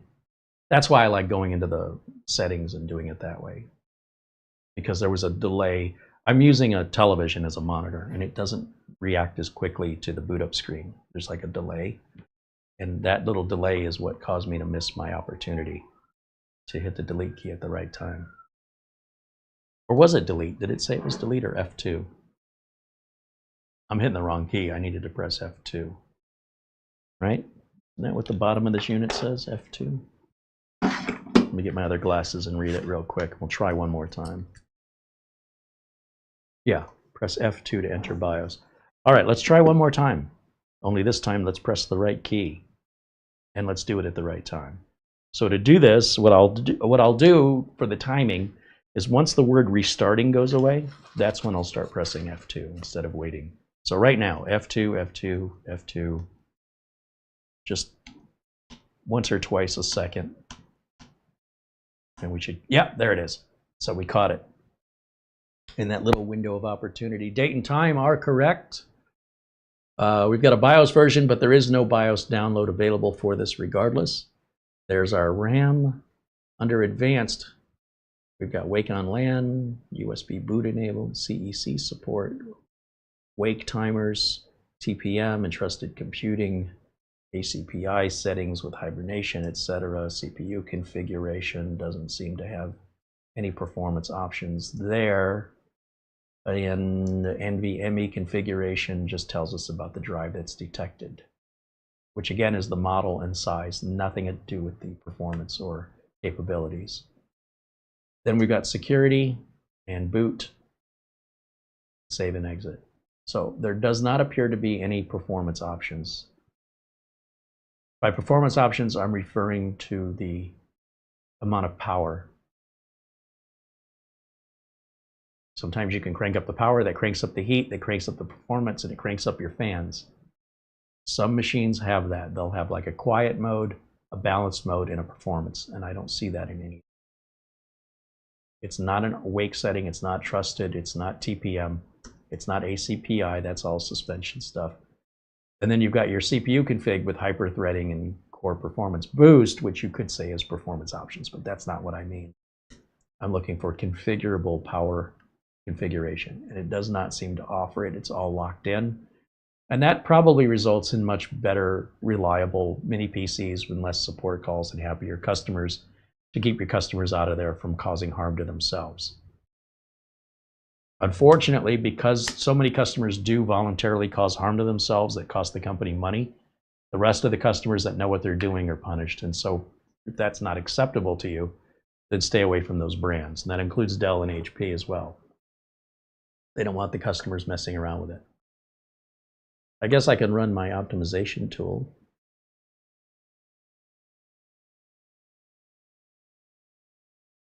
Andy says, yeah, that mini is running nice and cool. Agreed.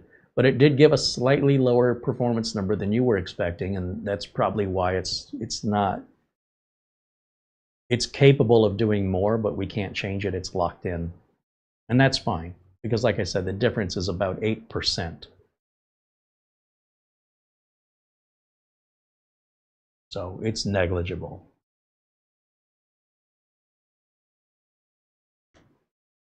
Anybody else that wants to pay the extra money for the 8%, then they can demand it. But at these prices, I'd say you'd be hard-pressed to find anything to complain about here. It's a really good deal. And the machine seems, you know, very well equipped.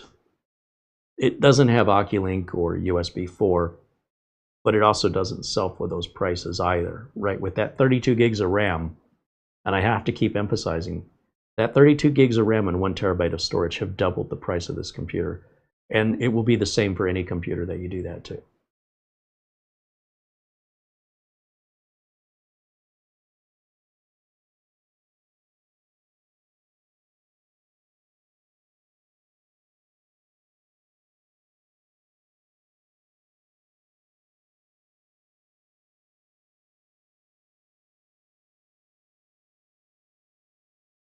So this is my optimization tool just finalizing, like it's taking out the remote desktop. That's usually what this part, that takes a while.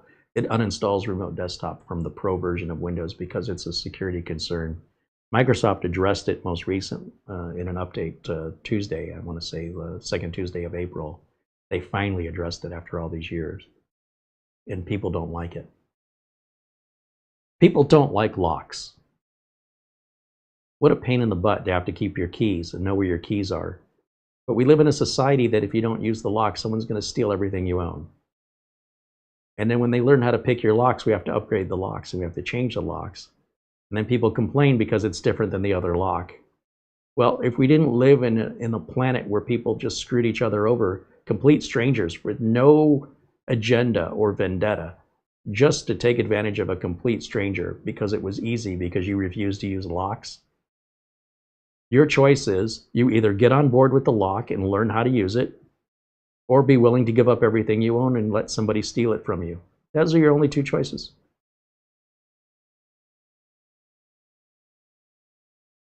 So Microsoft put some locks, additional locks on the remote desktop. And some people say, wow, that sucks because now I got to answer another question or I got to do another confirmation. That's not because of Microsoft. That's because of your fellow human on this planet trying to screw you over. Somebody you've never met, just trying to screw you over. You can unplug from the internet. You won't have to deal with it ever again. Everything looks good here. You can see the optimizer says we're activated, TPM is installed, Secure Boot is on, BitLocker is off, System Restore is on. We could do the driver backup, but we don't need it on this. Like I said, everything came automatically in Windows 11 and Windows Update. And then, of course, the AMD Adrenalin driver, which we would have installed regardless, just to get the latest version for performance, reliability, and security reasons. It's free and it was simple to do. So that's a very good thing about this computer, which again, on the plus side, manufacturers don't tell you this. This could be a buying decision, the fact that you can do that with this computer, that you're not dependent on any drivers from the manufacturer. That could be the difference that, you know, comparing similar models from other manufacturers, those other manufacturers may have proprietary drivers or drivers less common that leave you tied to them for those. Now, this only applies to Windows 11. Who knows what any future operating system would do, but in theory, those drivers would be old, and if they weren't included before, probably will be, unless they're just not compatible with some future version of Windows that may come out someday before we die. Or maybe it won't. So for what we have today and what we know today, no other drivers are needed from the manufacturer. And I don't think it would hurt the manufacturer to promote that, you know, on their catalog page to say, oh, by the way, if you want to install your own Windows, you can download drivers from us if you want to, but you don't need to on Windows 11. Here's what you do. Who else can say that? Most mini PC manufacturers will have some kind of a driver that you're going to have a hard time finding. We've demonstrated that time and time again here. When we get one that all the drivers just happen automatically, that's pretty rare. And that may make the mini PC worth more to some buyers. Let's see, so I got VLC installed. We can go back to Windows Update, but I'm pretty sure we're all current.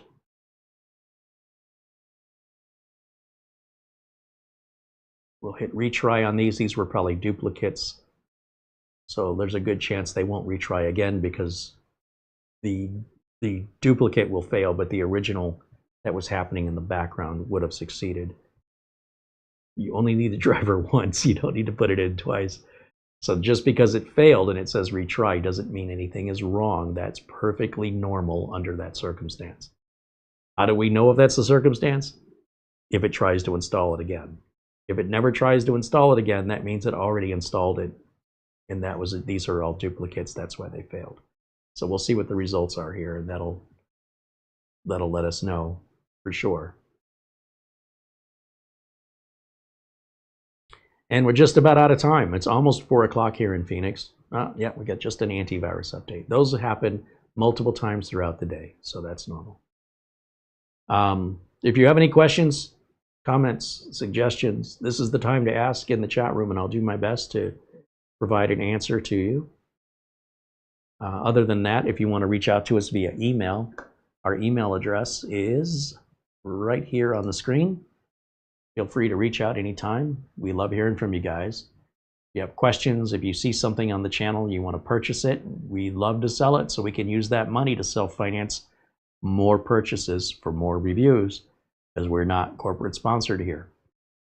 If you need help with something, or if there's a question, we may end up directing you to the manufacturer if you have a very specific technical question.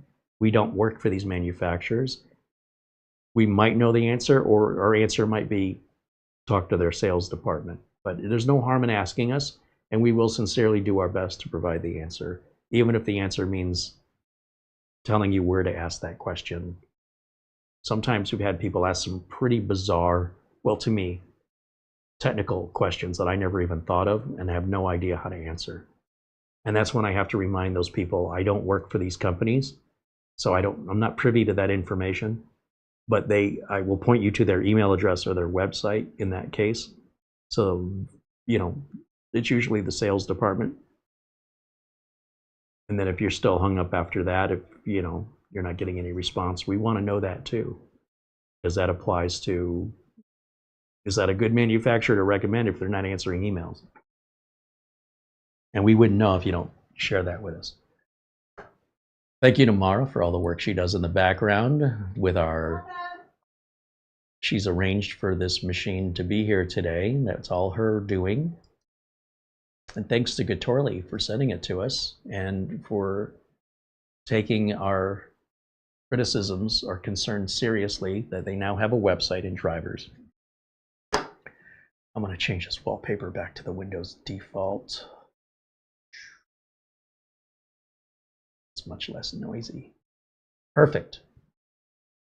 Thank you to Buster. Thank you, Mark Gaines. Thanks to Luke Greeny, of course, and Frankie B for his continued support and generosity.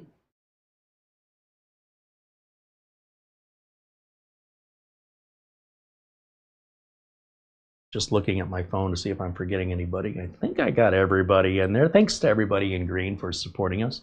I hope you're having a great Friday. I hope you have a wonderful weekend. We have coming up, let me go back to camera one for this. Coming up on Sunday's show, we have 5 more mini PCs, and 2 mini PCs showed up today from France. I've never gotten a computer from France before.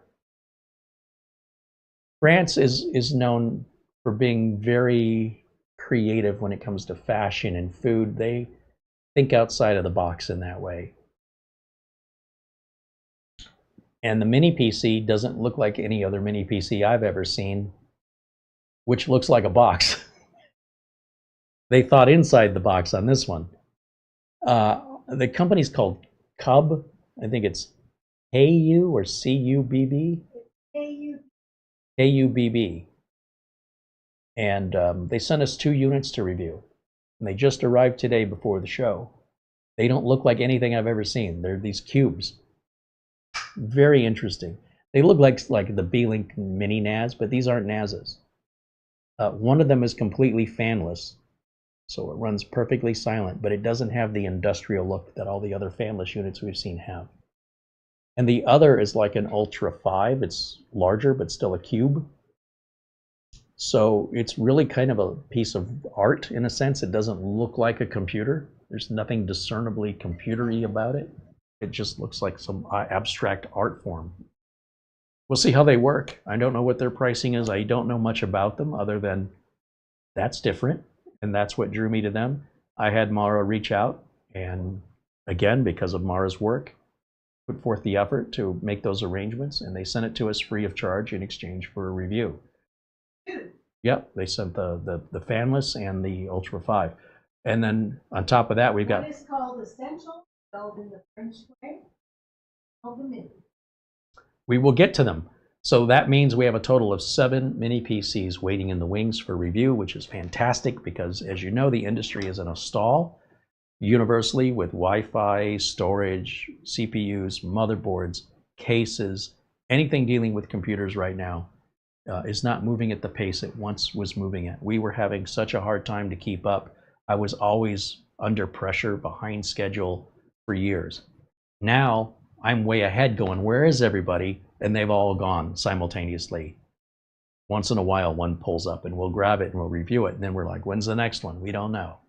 So to have this little buffer of 7 mini PCs covers us because they're not a priority. If something else were to come in, like a repair or an upgrade, we can set those aside, do the priority upgrade or diagnostic. If those become available, if they don't, then we've got the mini PCs. And hopefully we're buying enough time that the industry corrects before too long and we're back to trying to keep up again. I hope. I have no control over it. I'm just trying to keep the channel moving and doing what we have to, including using our own money to buy products just to keep everything moving at least at the same pace we were at before, without as much hectic pressure. I'm definitely not under the amount of pressure I used to be. So I'm, on the one hand, feeling a little lazy, but I feel like it's a higher power telling me to slow down because I won't allow myself to slow down. It's forcing me to do it whether I like it or not. The anxiety I have is, what if it never picks back up again? We'll see. But I got to remain hopeful that it will come back. And the economy's bad. You know, everything's expensive. Food and gas, everything right now in the US. It's very, very expensive. People aren't buying because they don't have as much expendable cash, if any at all. And so every place is slow. Except In-N-Out Burger. We went to In-N-Out Burger last night. You'd have thought they were giving away free food. It was after 7 o'clock at night, and the line for the drive-thru ran through the parking lot all the way out to the entrance. And I was like, what is going on? So we parked the car, we went inside, we walked right up to the counter. Like, all these people are too lazy to get out of their cars, so they'd rather sit in the car for a half an hour. I'm pretty sure we ordered, ate, and left, and probably the car that was last in line was probably at the window by the time we were already fed and were leaving.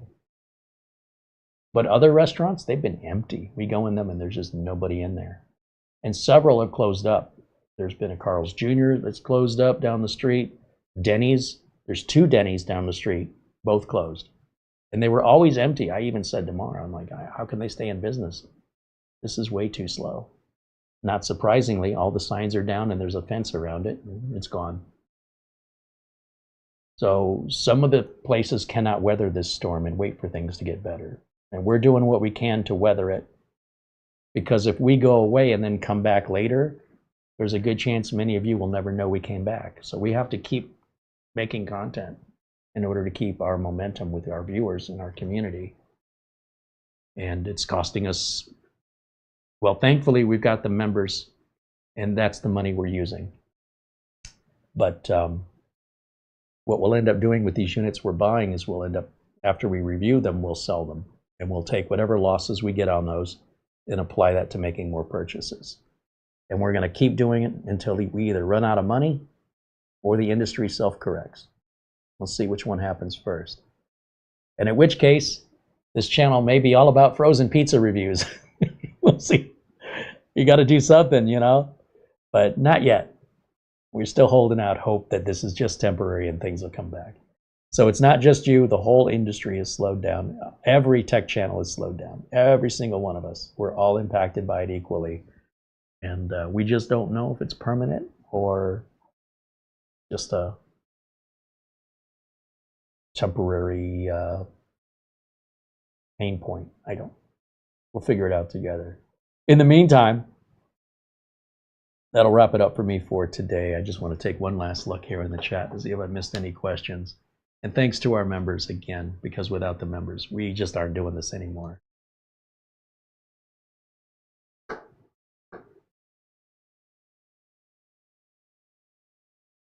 was great when all the ads paid for everything and you could just put your ad blocker on and skip the ad and screw the ad companies and screw the creators. That didn't pan out very well in the long run, did it? So here we are.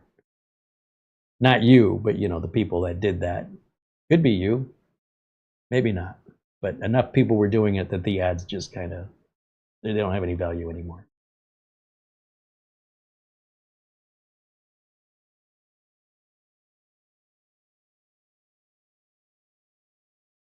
What's Frankie say? Frankie says something about PC Manager. I don't, all I see is Frankie saying something MSPC. So we didn't put it on here yet.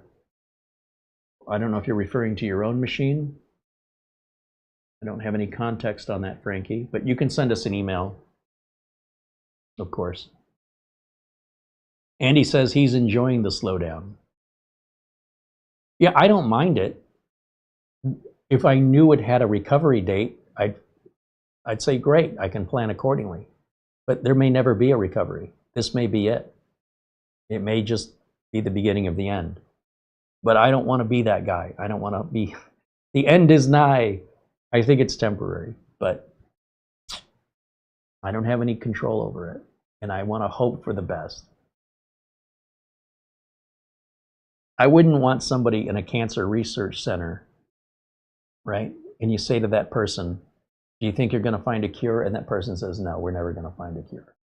Well, then what are you doing working here? Get out. We don't want to hire people like that. We need to hire people that believe they're going to find a cure. So you're taking up a spot here. They're wasting everybody's time and money. Get the hell out. Like, it's offensive that you don't have hope in that line of work. And in much the same way, I would find it offensive being in this line of work saying, oh, it's probably all ending. No, I don't believe it is. I have the hope that this is temporary. But I also have the presence of mind, of self-awareness to realize that I don't have any say or control over what's going to happen or how long it's going to take. So all I can have is hope. And if it becomes clear to me, or I've run out of time with regards to, having to pay the bills and just not happening anymore, I will be forced to make a change if I want to survive. We're not anywhere near that yet, but the uncertainty is definitely causing anxiety. And all you can do is just keep moving forward and hope it works out, because it's not in your control anyway. And if it doesn't, then we'll figure it out. But if it does, there's nothing to figure out. We just have to bide time.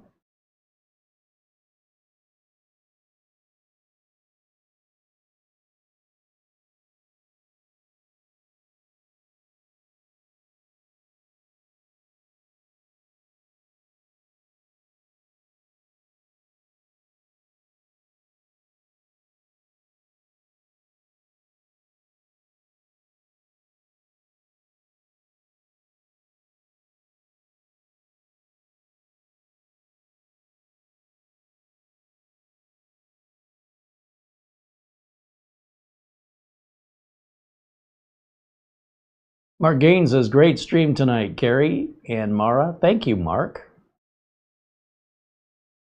And thank you for your friendship and all of your support as well. Andy says, things are going to come back. Adjustments will be made. It just won't be the same. Yeah, I'm fine with that.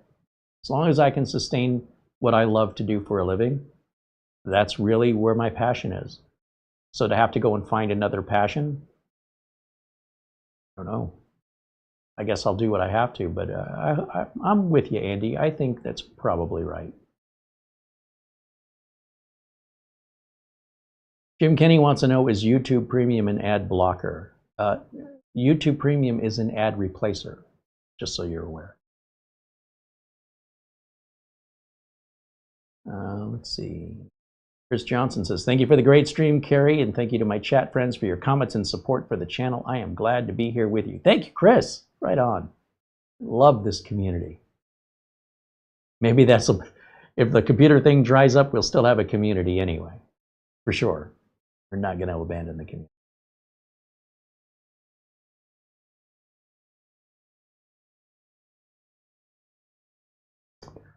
All right. I don't see any questions about the computer. So the only thing that really remains will be if those slots are Gen 4. If Andy says his are Gen 4, then these should be the same.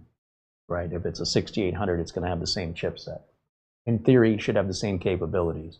But would they both be Gen 4? Or would one be Gen 3? And I don't know the number of lanes on these chips, so I don't know what they're capable of. And if Getorli's not specifying it, then we have to figure it out the hard way, which is to open it up, physically change the drive and see, and then do the other slot. Then we'll know for certain. just by using a Gen 4, like a Beijing S880 is all I need to do, and just plug it in. It doesn't take very long. It's mostly just taking it apart. We can still boot off of the Gen 3 drive with the Beijing in the other slot, then run Crystal Disk Info and see if it's in Gen 4x4 mode. And then, regardless of those results, shut it all down, unplug it from power, swap places so that the boot drive is now on the other M.2 slot, and the Beijing empty drive will be on the one that the NVMe was previously in that we're booting from. Once again, it'll automatically boot into Windows. Once again, we run Crystal Disk Info on the Beijing drive in the other slot and see if that also shows up as Gen 4. If it does, that means both slots are Gen 4. So it's not like I have to reinstall Windows from scratch. You could if you wanted to do it the hard way, or you could clone the drive onto another drive if you wanted to do it the hard way. But that's all we really need to do. But the fact that we have to do it at all is a part of the industry I'd like to see solve itself. It's in their own best interest to make sure their customers know all the details to reduce returns and support calls. So when we figure that out, we'll share the information and the advice with Getorli, as well as leave it in the review on Amazon, despite we're not making any money to help other people. They don't know who we are, we don't know who they are, and we don't owe them any explanation.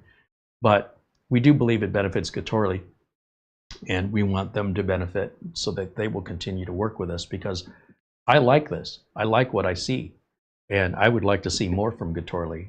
I like the way they're headed. This is a major improvement on the support side with the website and the drivers from what we originally saw from them. So my congratulations and my appreciation to them for caring to do it right. And given that they have so many other models we've never seen, we'd love to see more from them. And we think this may be a brand worth considering if you're looking to save money and you don't want necessarily that name brand and that name brand tax. And maybe you don't need that kind of support anyway, although we don't really know what kind of support they have. We've not tested it. But if we assume the worst, with the benefit being the price break, that I think would be how I would base my decision. If I really need the support, I just don't know. But with HP and Lenovo and Dell, I do know. And if it's worth that price difference, then that will be my purchasing decision, either way. But the fact that they've got the site and they've got contact information, they've got drivers, means support should theoretically be there if it's needed. All right, so with that, it's a thumbs up. I like it. It's quiet, it runs well, it's priced fairly. It's definitely not the cheapest computer in the world, but it's also not overpriced at all. Like it's very competitive where it's at for what you're getting. And basically, there's nothing you need to do to it. Just take it out of the box, plug it in, start using it. Even though I reinstalled Windows 11 from scratch, you don't have to. It's just a comfort thing. It's not a technical thing. And if you want to know how to do that, you can watch this video and follow step by step and do exactly what I did and get the same results I got. Thank you guys once again for hanging out. And Sean Skinner, thank you for your kind words. I appreciate you very much. Thanks to everybody in our community for being the amazing folks that you are. It's a pleasure having you here, and we're glad you're with us. We're back Sunday. I don't know which mini PC we're going to do on Sunday. I love being able to say that now. I don't know what I'm going to do on Sunday versus, oh, I've got 7 different computers I could pick from. Nice. So I'm not going to make that decision right now. I will tell you that personally, there's a really weird mini PC from AUStar that I personally am interested in. So I got a feeling we might be looking at that. On the other hand, we also just received a budget-friendly, higher-end, mid-range mini, brand new, latest technology from Miniswarm that bare bones sells for under $300. How's that even possible? USB 4, Ultra 5 processor, latest processors basically, or maybe it's 1 year behind, like a 125H or something like that. But very, very new technology for under the $300 price point on bare bones. They did not send us the bare bones unit, which is good because I'm running out of RAM. The unit they sent is about twice that price because it does have RAM and storage already but still a hell of a deal. So I really want to look at that one. But there's also the GMK Tech, and I really, you know what? I don't know what I'm going to do. We'll figure it out on Sunday, but we will get to them all over time. Otherwise, we'll have nothing to do in future shows if I do it all at once. But I'm looking forward to them if you can't tell. This is what I love doing. And maybe it'll open up some ideas for you guys for systems you didn't know existed at prices you didn't think were possible. Otherwise, you just might find it entertaining. Thanks for watching. We'll see you back here. I hope you'll join us on Sunday at 1 o'clock in the afternoon, as always, for our next live broadcast. Be sure and catch our friend Doug Betts.